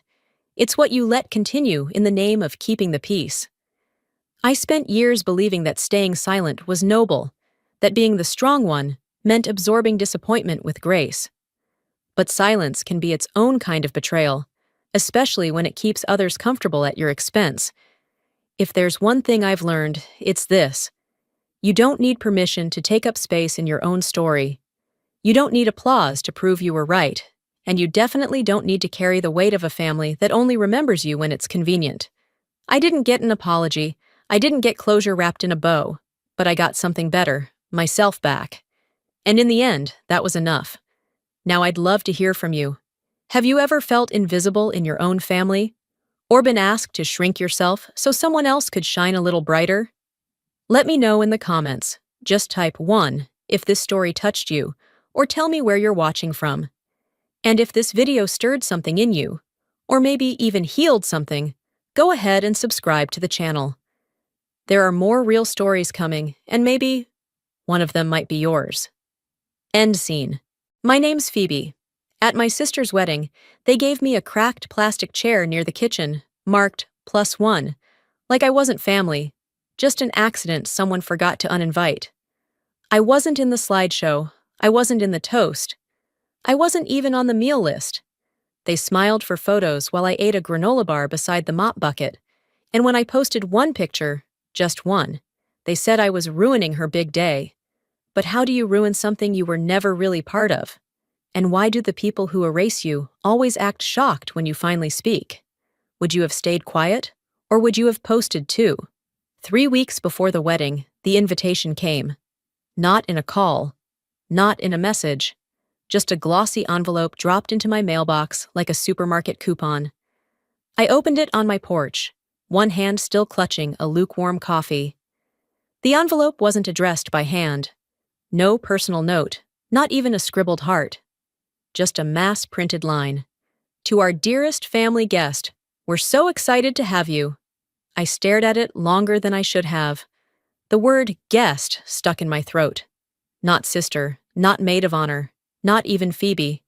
Simone got beloved bridesmaid Simone Redgrave on hers. I know because she posted a photo of it on Instagram. Rhodes Ever After, in bold cursive across her caption. I didn't say anything to Mom when she called later that evening.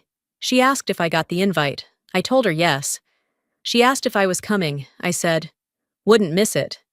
But something about that envelope, it told me everything I needed to know. They weren't expecting me to show up. They were hoping I'd know better. The day of the wedding, I arrived an hour early. The sun was warm but not harsh, and everything had that Southern storybook glow. You know, crepe myrtles bending like they're praying, white tent canopies fluttering like gospel choir robes. I parked around back so I wouldn't be in the way. I was carrying the gift, a wood and glass decanter set I'd had engraved with Delphine and Austin's initials, their wedding date just beneath. I wrapped it myself, even tied the ribbon. There was also a note in my purse, handwritten. I'd stayed up until 2 a.m., debating whether to sign it with love or all the best. At the check-in table, a young woman with a headset and too much blush flipped through her clipboard. She didn't smile. You're Phoebe Brandt? That's me. She tilted the sheet toward herself, like it would whisper secrets. You're marked under +1. We've set up some overflow seating near catering. Hope that's okay. I blinked. Sure, I'm flexible. She didn't look at me again. A few minutes later, I was seated next to a folding table, holding empty water pitchers. The chair creaked when I sat. I looked down. One of its legs had been taped. Gray duct tape. Right beside me, a heavy kitchen door swung open every 30 seconds, releasing bursts of hot air and the smell of steamed carrots.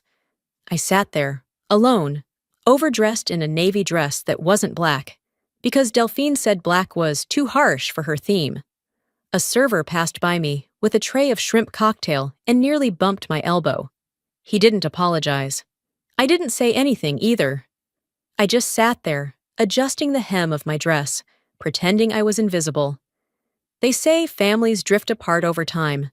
This didn't feel like drift. This felt designed. Near the front of the tent, I saw Uncle Walt, who hadn't spoken to Delphine since he sued her ex-boyfriend over a boat. Dead center table. I spotted Aunt Cora, who forgot my birthday 3 years in a row, clinking glasses with the groom's mother. And then there was Simone, standing beside the sweetheart table in matching chiffon, throwing her head back in laughter, the kind that feels planned. Someone behind me called out, loud enough to reach the entire tent. "Hey, where's the +1 from catering?" I didn't answer, but I knew they meant me. I didn't turn around when I heard it, just sat still. Like if I stayed frozen long enough, I might disappear. The music shifted to something slow, predictable. Wine glasses clinked like it was rehearsed. My chair, still taped at the back leg, creaked whenever I moved. Garlic and overheated chafing dishes wafted from the kitchen. They'd set up a projector near the cake and sweetheart table. "Memories of us," the rose gold sign said. People gathered, champagne in hand, already giggling at something sweet. I stayed where I was, one leg over the other, hands in my lap. My name wasn't going to be called. I didn't need to get closer to know. The slideshow began. Childhood birthdays, pool parties, Delphine's prom with the guy she once called a safe bet, that Christmas in Charleston when I stayed home with the flu. That part, of course, was left out. 42 photos passed before I appeared in a group shot, and even then, my face was cropped out. Not blurred, just gone. Like someone zoomed in for balance. Meanwhile, Simone stood center frame, smiling wide, arms around Delphine and Mom. Someone behind me whispered, "Wow, such a beautiful family." I didn't flinch, but something in my chest shifted. Not sharp, just tight, like a lid sealing shut. That night, I lay awake in bed, shoulders aching. Too much fake laughing, too much ginger punch. Sleep wasn't coming. I grabbed my phone, opened Instagram. The hashtag was everywhere. Rhodes ever after. Delphine in her dress. Austin beaming like he hit the jackpot. Guests dancing, crying, toasting. It all looked perfect. I scrolled through 83 public posts. I appeared in one. Not tagged, not posed. Just in the background of someone's table selfie. Walking past, head turned, slightly blurred. Barely there. I zoomed in anyway, studied my face like a fingerprint. Maybe that's how I looked to them all along, I thought. Background noise? No anger, not yet. Just a numbness, like my body understood something my mind didn't. At 2 a.m., I finally got up, walked into the quiet hallway, phone still in hand. Mom had asked me earlier to check out the welcome photo display. I hadn't. Now felt like the time. The air smelled faintly of eucalyptus and frosting, photos clipped to twine, framed in light wood. Mom's touch. Vintage but refined, she'd called it. There it was. A new Brandt family portrait. Dad, Mom, Delphine, Simone, navy and cream outfits, lake backdrop, last year's reunion. I wasn't in it. I blinked, remembered that day, bringing extra chairs, holding Mom's purse while she fixed her hair, standing just outside the frame. I returned to the tent. "That photo," I said quietly. Mom looked up from her dessert. "When was it taken?" She hesitated, just a second too long. "Delphine said the original looked off balance," she said. "This one's cleaner." I nodded. Didn't argue. Didn't ask if she thought I wouldn't notice. I just turned and walked away. It wasn't that I didn't belong in the photo. It was that they decided I didn't matter enough to include. I didn't go far. Just enough to breathe. The tent had started dimming, string lights flickering on overhead like polite fireflies. I leaned against a wooden post, wrapped in ivy and white chiffon. The cool fabric against my arm helped steady something in me I didn't know was shaking. Someone inside tapped the mic, and the music faded out. The toast segment was beginning. I'd given them my speech 2 days before. Wrote it by hand. 4 paragraphs, folded neatly inside a cream envelope with my name written in cursive. No flourish, no emojis. Just me, just heart. I'd stayed up until past midnight debating the first line. Scratched out, to my sister, 5 different ways before settling on something more neutral. The planner promised she'd include it in the rotation. "Of course," she'd said, her her smile too shiny to trust. We'll make sure it's read by someone close to her. Now I watched from a distance as the MC, a chipper woman in a red jumpsuit, flipped through a short stack of cards like she was auditioning for a game show. Simone read one. Austin's college friend read another. Then Delphine's boss, who'd flown in from Boston, took the mic and told a story about Delphine solving a crisis with poise beyond her years. The room laughed. My sister wiped away a tear. But no one read my card. They skipped right past it. I didn't move. I didn't speak. I just watched a piece of me get left in someone's pocket, or a trash can, or a purse zipped too tight. I had something to say, I thought. I had something to offer, but silence took the mic. Eventually, I drifted to the bar at the far edge of the tent, poured a splash of wine, not red, not white, something rosé and forgettable. That was when I saw it. Delphine and Austin at the front table, surrounded by the bridal party, laughing as they opened gifts. A photographer snapped each one. A planner scribbled down notes. Who gave what? Who to thank? Then I saw it. A wooden memory box, ocean blue, lined in soft velvet, tied with ivory ribbon and a brass clasp. The inside lid held one of our childhood photos. Us on the swing set, grass stains on our knees. I'd added quotes from Mom, old family sayings, little doodles of our old dog. I'd made it myself. Delphine smiled as she opened it. This must be from Aunt Evelyn, she said. She always sends the most nostalgic things. Simone nodded, tossing her hair. Classic Evelyn. She's the memory queen. I didn't say a word. Didn't raise a hand, didn't laugh, didn't cry. Just watched them thank a woman who hadn't even flown in for the wedding. They handed off the moment I made with my hands, I thought. My history, wrapped in someone else's name. There was no one to tell. No one who'd believe I didn't make a fuss because I wanted to ruin the moment, but because I wanted to preserve something of myself. I walked toward one of the back pillars, slipped into its shadow, and leaned there, still, unseen. The music picked up again. Champagne fizzed in flutes. People clapped as Delphine stood for a photo with her in-laws. I reached into my clutch and pulled out the envelope. The speech. I tore it once. No ceremony, just a quick, clean rip. Then another. Then again. 4 pieces. 8. I shoved them back into the purse. This wasn't the first time I was overlooked, but it was the first time I decided not to ask why. Maybe the real gift was realizing silence doesn't mean peace. Sometimes it's just permission. I stood near the draped column, trying to breathe through the tightness in my chest. My eyes landed on the centerpieces, ivory roses with dusty blue accents, arranged exactly like I'd suggested months ago. Back then, Delphine said they looked too funeral. Then she saw the same palette in a bridal magazine, and suddenly they were tasteful. Timeless. Her idea. That's how things go in this family. You offer something quietly. If it works, someone else takes credit. If it doesn't, they act like you were never part of it. A month before the wedding, I found this venue. Not Delphine, not Simone. Me. I was scouting for a client in Beaufort when I came across Oakshade Manor. Big oaks, soft light, a classic southern porch, elegant without being showy. I snapped some photos and texted them to Delphine. This place is perfect, elegant, shaded, great for photos. She replied 10 minutes later. Send me the contact. Looks cute. No emoji. No thank you. Just a request. Still, I called the manager, used my company's vendor discount, got them a better rate than what was listed.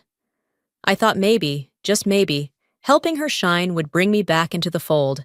It didn't. A week later, I was added to the bridal coordination group chat. 8 people total. Delphine, Simone, a few cousins and friends. I chimed in when it made sense. Flower types, seating flow, timeline tweaks. No one reacted to my messages, but I assumed silence meant approval. Then, 2 weeks before the wedding, the group chat disappeared. Not archived, not muted, just gone. I checked again, switched apps, restarted my phone. Still gone. I texted Simone. Hey, can't find the bridal group. Did I get dropped by mistake? She answered 30 minutes later. Oh, Delphine wanted to streamline things to bridal party only. No big deal. Hope you understand. Sure. Of course. No big deal. I never brought it up again. Now, watching the table runners I'd chosen ripple under the fan, it hit me. I hadn't told anyone I picked the venue, or the florist, or the tasting date. Guests walked by, admiring the setup. Delphine has such an eye for detail. She always could pull off a vision. She should have gone into event planning. That last one came in different forms throughout the night. She's got that natural elegance. She's the one who carries the family name right. She doesn't half do anything.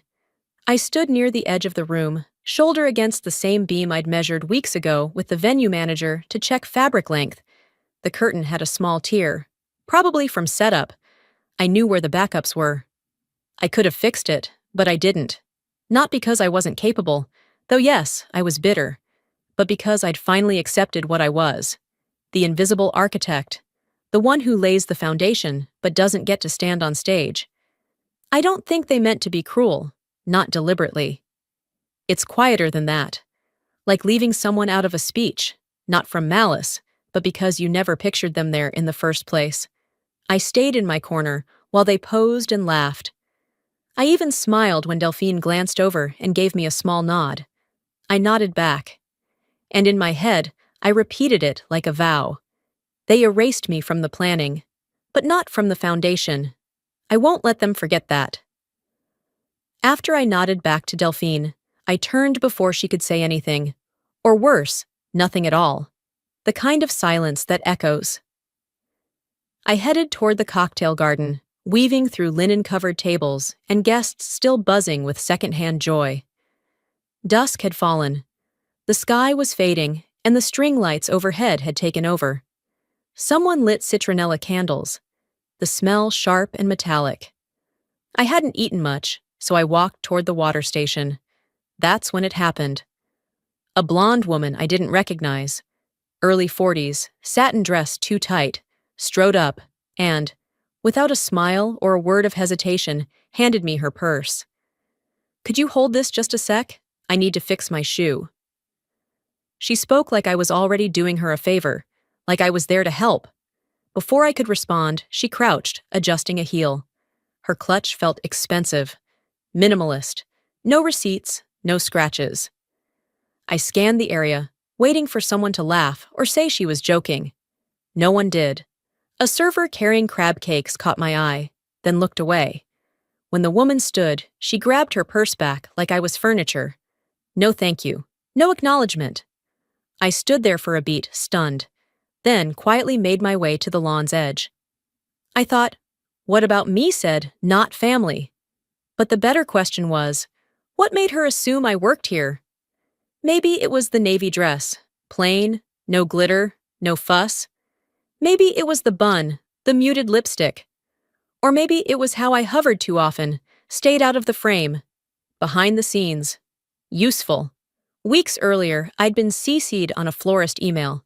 A sample arrangement needed approval. Simone forwarded it with the subject line, "Sending to Phoebe, logistics." That was it. Not Phoebe, sister of the bride. Not even Ms. Brandt. Just a task. No one else in the thread had a title.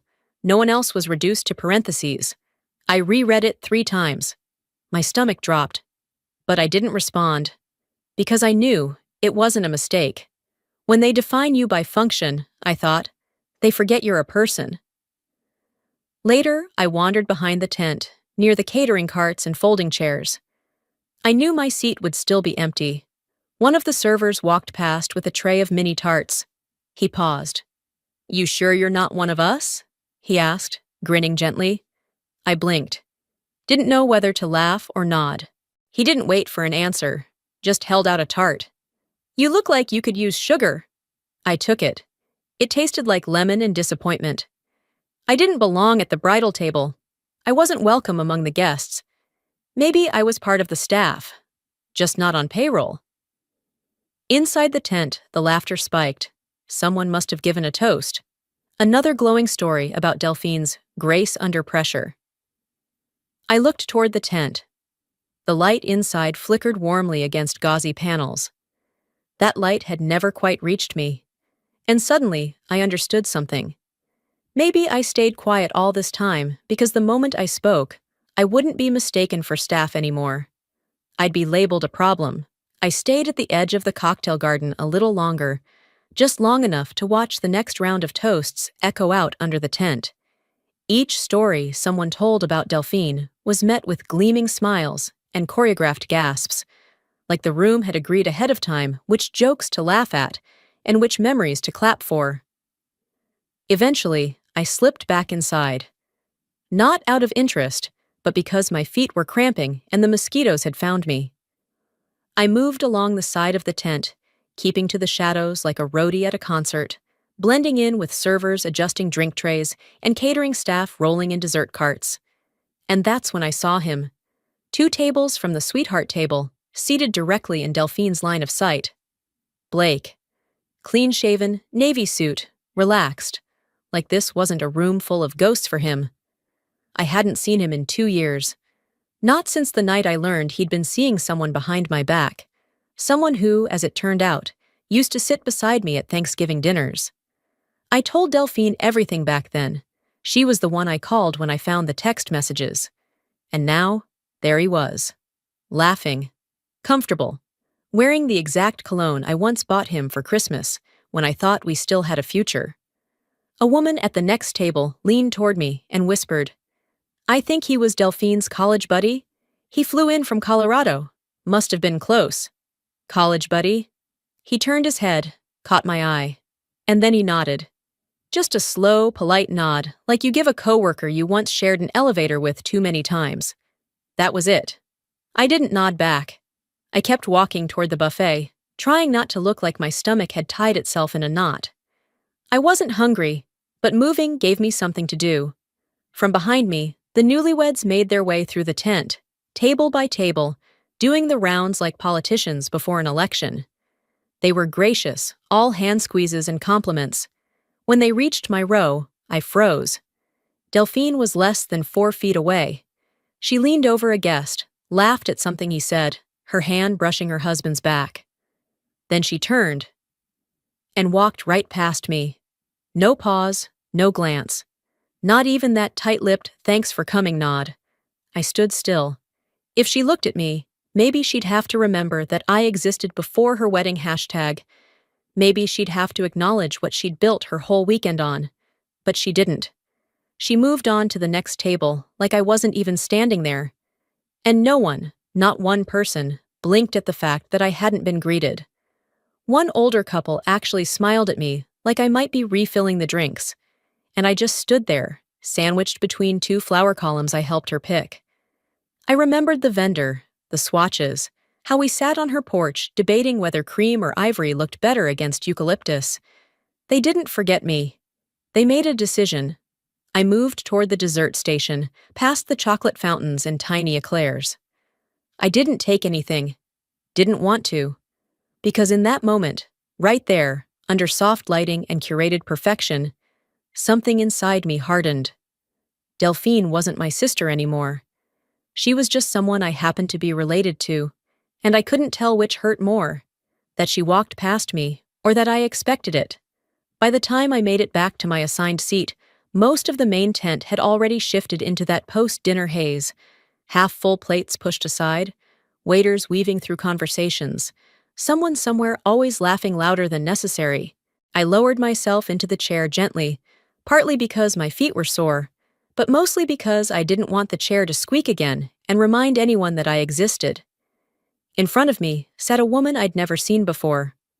Her curls were perfect, her laugh even more so, directed toward a man who wore his tie loose like he thought it made him charming. Based on the way she touched his shoulder, I guessed she was his date. I looked around the table. No one I recognized. The entire group looked like they were on a break from something else. Vendors, plus ones, and me. This wasn't just overflow seating. This was the place where they sent the people they didn't want in the photos. Simone passed by. She caught my eye for a split second, then looked straight through me like I was part of the linen. This wasn't just a seating oversight, I thought. This was a message. You don't belong here either. My napkin was still folded, untouched. A waiter came by and cleared the place setting next to mine, muttering something about miscounts. I didn't ask. A few minutes later, Aunt Cora appeared like she had wandered in from a side room. She wore her usual floral print and an expression like she was trying to solve a riddle. "Oh, Phoebe," she said, her voice lilting. "I didn't see your name on the table chart. I thought maybe you didn't come." "I've been here since noon," I answered, not even bothering to smile. Cora's eyes blinked once, then narrowed slightly, like she wasn't sure what to say. "Oh, maybe they updated the chart last minute. You're still helping with things, right?" I paused, just long enough for her to feel it. Not anymore. She didn't respond to that, just gave me a soft, "well," and moved on to greet someone else. It didn't hurt, exactly. It just confirmed everything I already knew. When they don't include you in the design, it's not an accident when you don't show up in the layout. The string banner above the guest book table had names stitched in gold cursive. Delphine, Austin, bridesmaids, groomsmen, family. My name wasn't there. Not even as a footnote. A couple passed me talking about the gift bags and how Delphine always does everything right. Another said she couldn't wait for the brunch tomorrow. I hadn't received an invite to that either. As people drifted off to dance or loiter at the dessert table, I pulled out my phone and stared at the blank screen. No new texts, nothing from Mom. No check-in, no acknowledgement. And for the first time, I didn't feel anxious about it. You reach a point where being ignored is less painful than being noticed as a mistake. So I sat, back straight, eyes forward, like a sculpture no one had ordered. I didn't text anyone, didn't open social media. Instead, I opened the Notes app. And I started writing, not to anyone. Not for sympathy, just facts. How the name tag said, +1. How the memory box got credited to Aunt Evelyn. How the photo board cropped me out. How my seat was behind someone's date. I wasn't documenting for drama. I was preserving history. Because I didn't leave, not yet. But I started drafting my exit without telling a soul. The music shifted again, more upbeat now, something vaguely familiar that I couldn't name but knew I'd forget by morning. I pushed myself up from the table where I'd been pretending to sip water and stepped out of the tent into the cooler night air. I wasn't expecting her to follow, but I should have known. Maureen always liked to tie up loose ends, even if she left the stitching crooked. I heard the click of her heels before I saw her silhouette. She paused beside me, hands clasped like she was holding on to something she couldn't quite say. "Phoebe," she started softly, like I was a house pet about to bolt. "Please don't cause a scene. This is Delphine's day." I turned toward her, slow and level. "I've been here since morning. What scene have I caused, other than breathing?" She flinched, barely. But it was enough. She looked over her shoulder like someone might overhear. "She's just under a lot of pressure. Big crowd, important people. It's not the time to stir things up." I almost laughed. "You're asking me not to react, but you haven't asked her not to act." She didn't answer that, just stood there for a beat too long and then nodded, like the conversation had somehow ended itself. After she left, I pulled my phone out of my clutch to check the time. 7:47. A message lit up the screen. It was from Darla, the wedding MC. "Darla? Hey!" I wasn't supposed to say anything, but Delphine asked me to leave your name off the thank you list during toasts. Just wanted to avoid tension. I stared at the message, read it once, then again. They hadn't just forgotten me. They'd erased me on purpose, proactively, strategically. They were afraid that hearing my name would break the spell. I typed a response. Deleted it. Tried again. Deleted that too. There was no version of the truth that would land gently with someone who had already rewritten the script. Instead, I tucked the phone away and started walking along the outer path, that circled the tent. The lanterns along the gravel walk cast a warm, washed-out glow that caught on the edges of fallen leaves. Everything was manicured, nothing left to chance. This wasn't a mistake, I thought. This was policy. From where I stood near the edge of the pond, I could hear the laughter from inside the tent. A ripple of applause, a glass clinking. Probably another story about how Delphine handled a college group project with grace and leadership. I looked down at my reflection. The water caught me, distorted me slightly with the ripple from a breeze, but I was still there, still standing, still not invited in. I didn't feel rage. Not exactly. It was something sharper, but quieter. Resolve. I didn't need to scream, didn't need to interrupt the toast, or stand up and make a speech that would get twisted the second it touched someone else's mouth. I just needed to stop pretending this didn't hurt. That it hadn't always hurt. I picked up a small rock from the edge of the path and skipped it across the water. It bounced twice, and then disappeared without sound. And that's when I knew, really knew, that I wasn't part of this performance. I was just the backstage crew who had finally stepped into the light. Next time someone asked me not to ruin the day, I'd remind them I wasn't the one who scripted it. I stayed near the water's edge just long enough to collect myself, not because I was fragile, but because I didn't want to walk back into that tent looking like I needed saving. The sun had dipped fully now. Lanterns glowed under the tent like fireflies caught mid-conversation. The air smelled like roasted meat and cloying sugar, and my stomach reminded me I hadn't eaten since mid-morning. I moved toward the buffet line, trying to blend with the latecomers. A young server held a tablet and a worried smile. Name? Phoebe Brandt, I said. He scanned the screen, tapped, scanned again. I don't see a meal listed. Any dietary notes? Yes. Vegetarian, no dairy, I said plainly. He blinked. Sorry, you're not on the list. I took a breath. I emailed that in weeks ago, got a confirmation from the planner's assistant. He motioned to a woman a few feet away, clipboard in hand and hair pulled too tight. She looked up as if I'd interrupted something vital. We don't have you marked for a dietary meal, she said, voice already dismissive. You can grab whatever's left after table 14. Which table is 14? I asked. She pointed toward the far corner, where cake plates were already being passed. So that meant nothing warm, no apology, no concern. Just another small erasure, served cold. I walked back to my table and sat down, resisting the urge to crumple my napkin just for the satisfaction of ruining something. Instead, I reached into my clutch and pulled out the granola bar I always carried for emergencies. Apparently, this qualified. I unwrapped it slowly, took a small bite, chewed like it mattered. Somewhere behind me, laughter built again. I scrolled my phone absently, trying to anchor myself to something dull. That's when I saw it. A guest, someone I didn't know, had posted a story to Instagram. It was a video. Shaky, low light, poorly framed, but unmistakable. Me, seated alone near the catering corridor. Head down. Chewing. The caption read, "Staff break-in hard." I stared at it. The post wasn't tagged, but the comments rolled in. Is that the wedding planner? I thought she was part of the family? Nope, she's always back there. Always back there.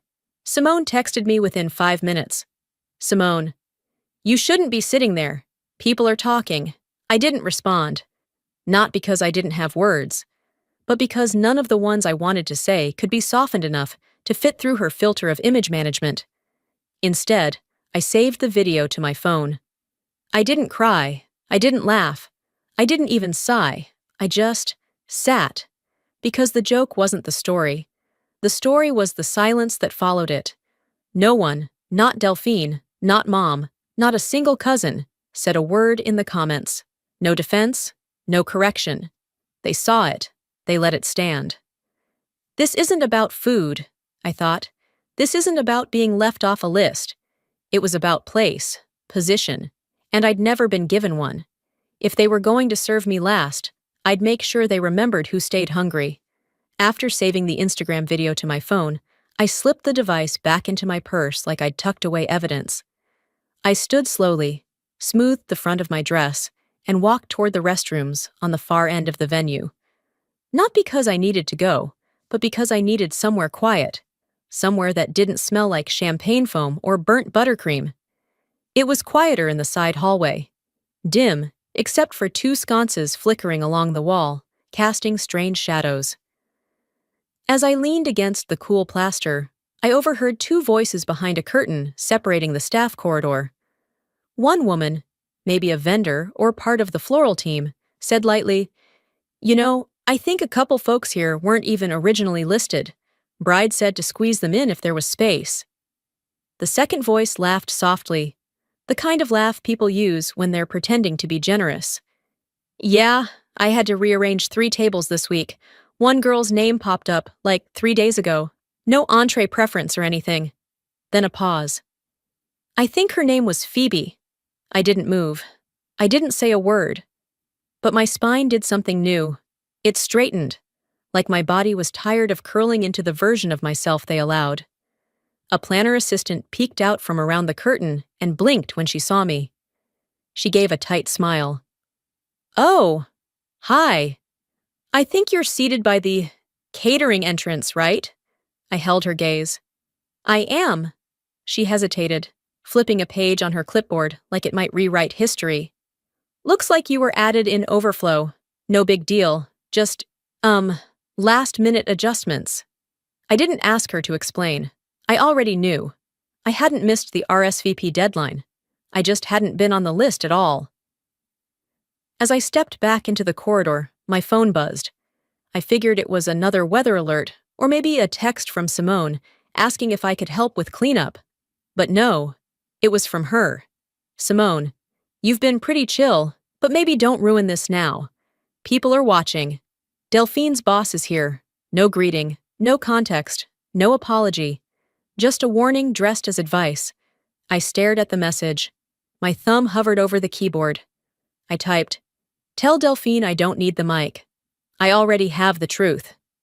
I let the words sit there, pixelated and perfect. Then I hit delete, because saying it to Simone wouldn't matter. She didn't care what was true. She cared what looked tidy. And the thing about people like her? They're only uncomfortable when you show them what they've carefully edited out. I walked back toward the buffet line, not because I wanted food, but because I needed a surface to lean on, and opened my notes app. The draft was already there, half written. I added more. Screenshot of the cracked chair. Photo of the gift I gave, now attributed to someone else. A forward of the email confirming my dietary restrictions, never honored. The Instagram video of me chewing granola beside a mop bucket. Then I typed a single line. Not flowery, not bitter. I helped build this wedding. I was almost erased from it, but ghosts leave records too. I didn't post it, not yet. I just saved it, drafted, loaded. Sometimes the most powerful speech is the one you don't deliver, yet. The tent had started to empty slightly. People moving toward the fire pit, lighting cigars, slipping off heels, loosening ties. I moved with them, but not really among them. I stood at the edge of it all, where the music softened into the night air and the string lights barely reached the gravel path. There was no wind, no momentous signal, just a feeling that finally settled over me. It was time. I pulled out my phone, tapped the screen, opened the gallery. The image was already selected. The chair. The cheap plastic one taped at the back leg. The one marked with a crooked label that read +1, slapped on like a joke that got funnier every time someone ignored it. I didn't add a caption, no filter, no call-out. I hit post. The app blinked once, and the photo joined the feed, sliding between curated shots of first dances and designer centerpieces, between laughter and love, and Delphine's rehearsed perfection. I slipped the phone back into my bag and walked inside. Not rushed, not smug, just steady. In less than 10 minutes, I saw it begin.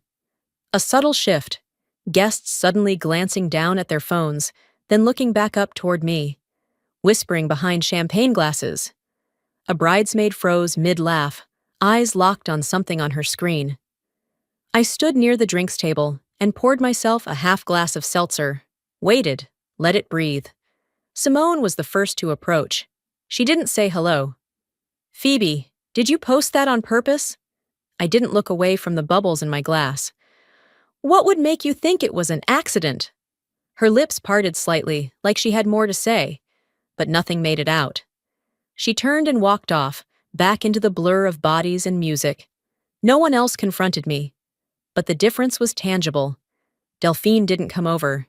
She didn't call me out or ask me to delete it, but she saw it. That much was clear.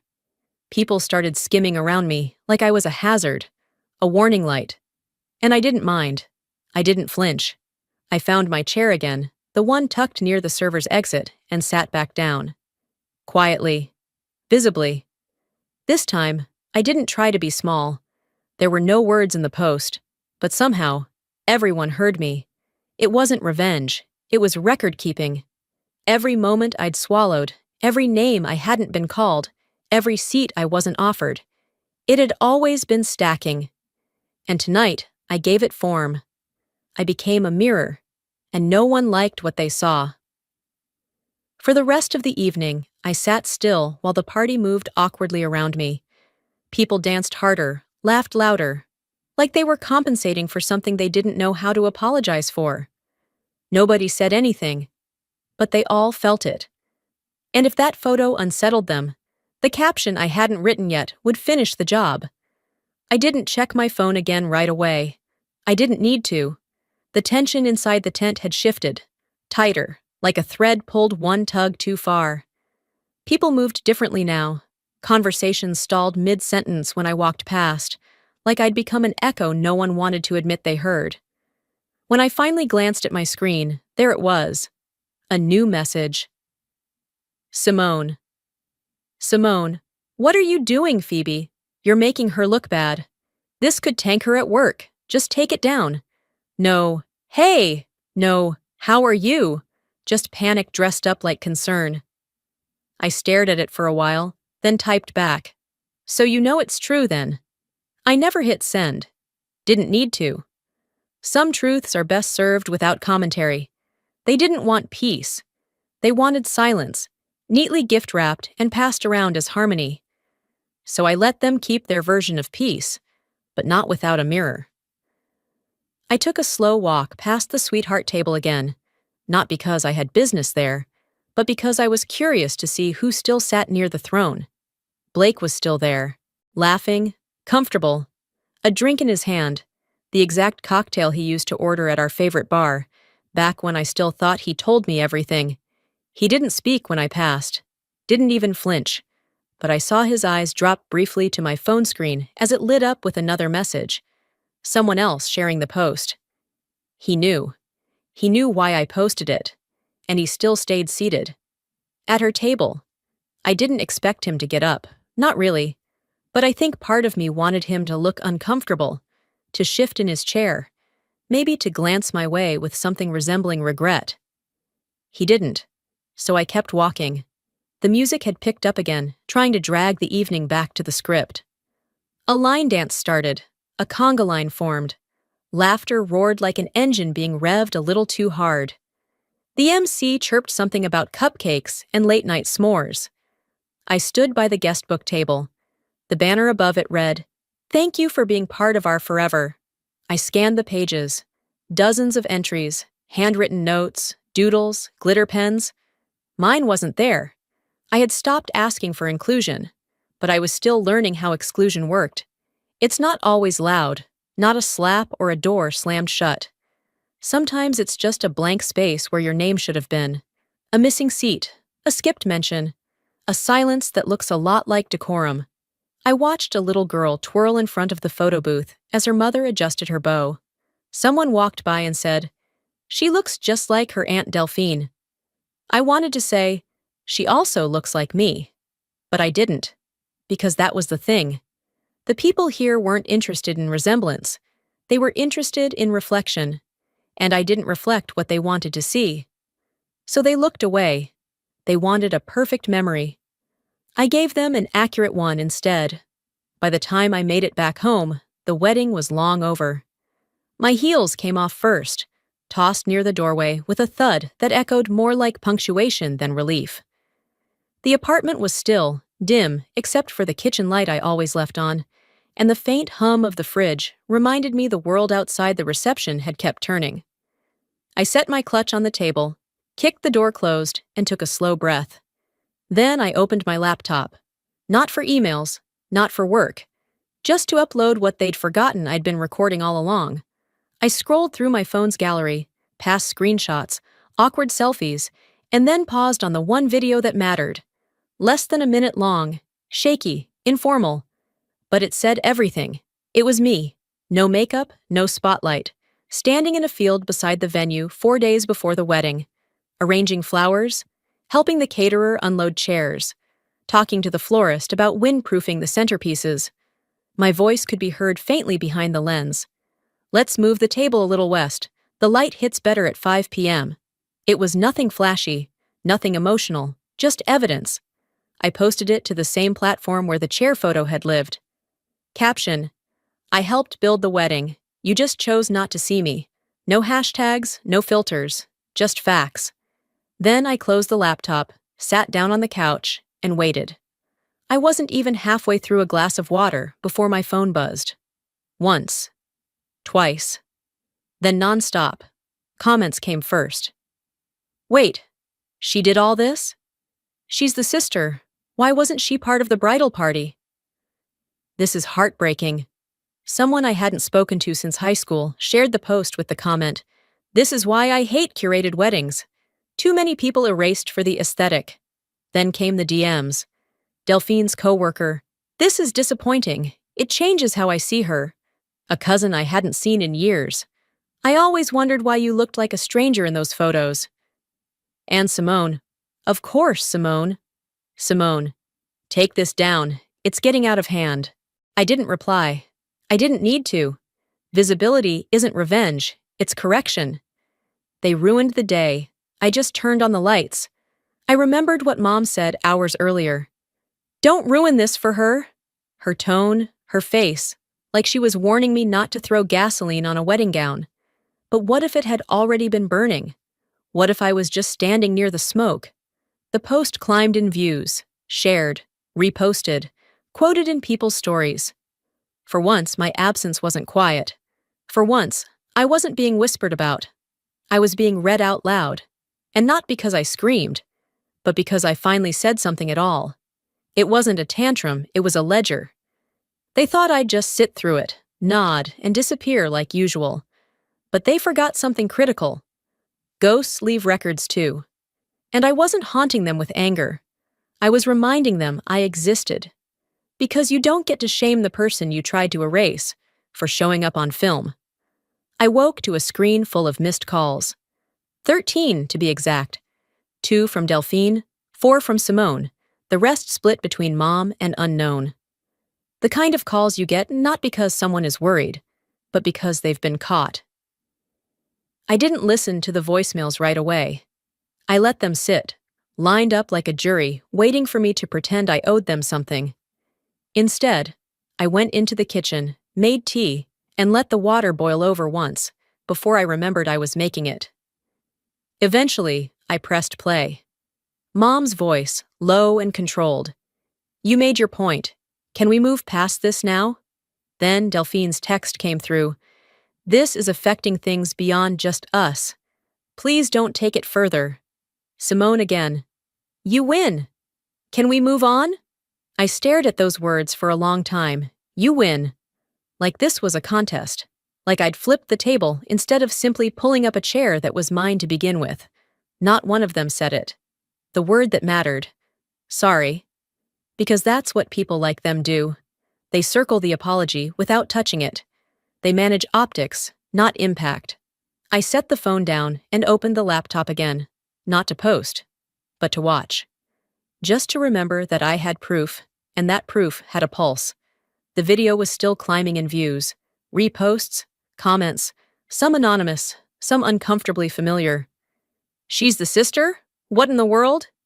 How do you forget someone who helped build it all? The silence from the family speaks volumes. I didn't respond to any of them, but I read every word.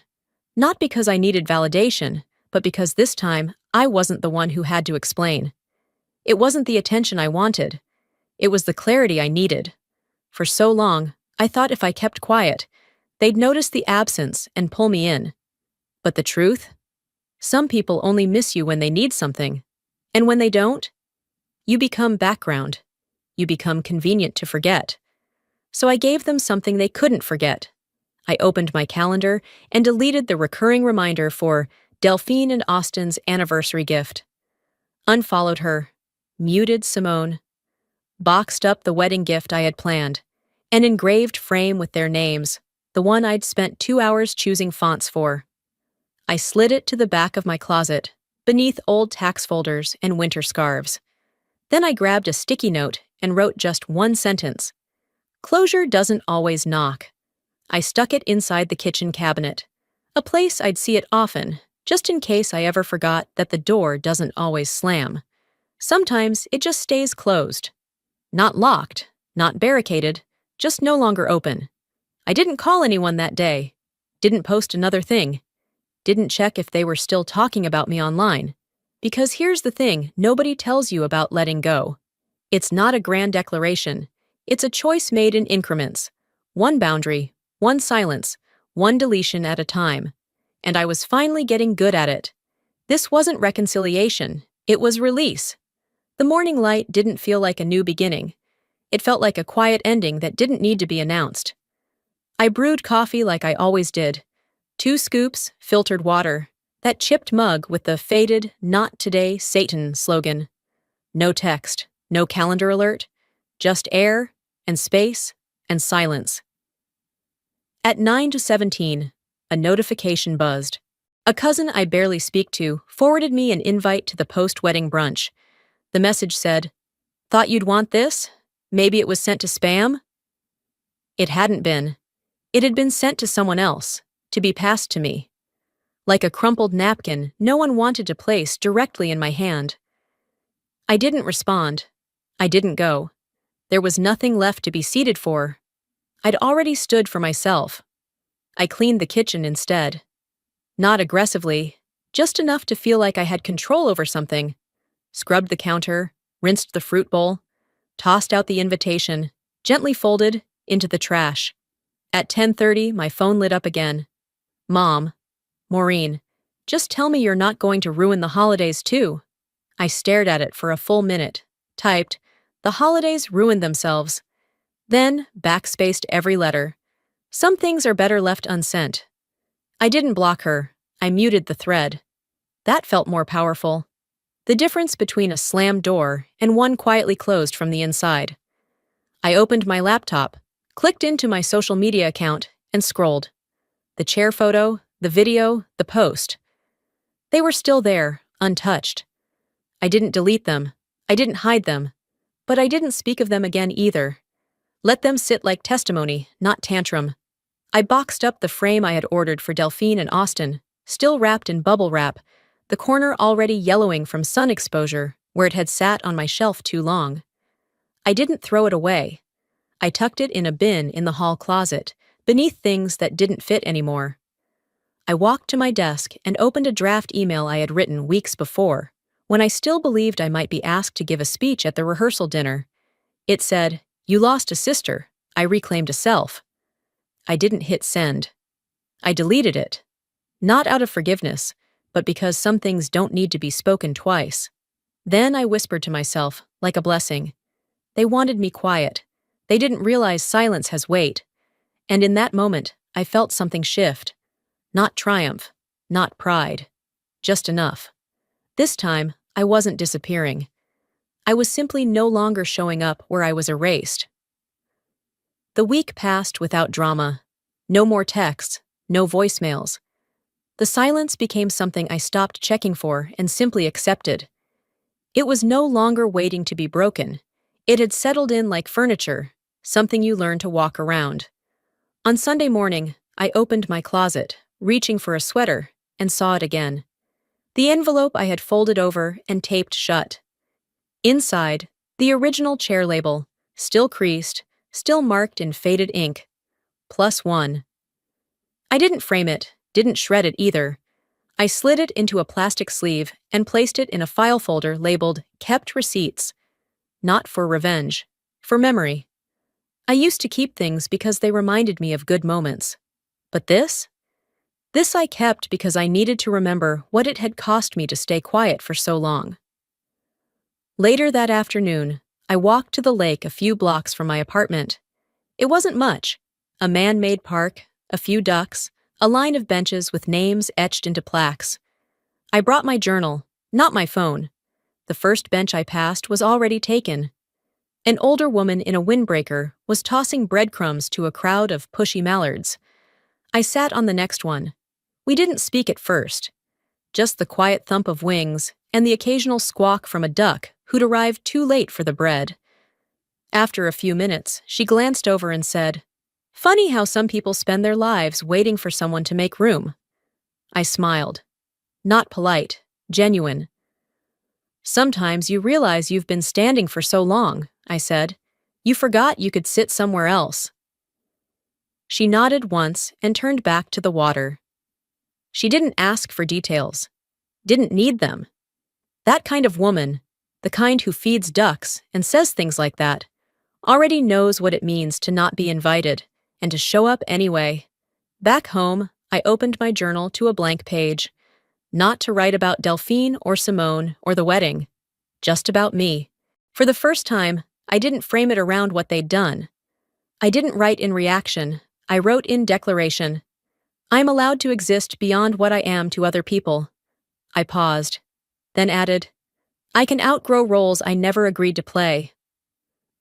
I closed the journal, set it on the coffee table, and walked to the window.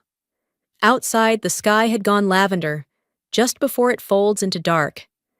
There were still things that hurt, still corners I avoided, still songs I couldn't hear without flinching, but I no longer waited for someone to make room for me.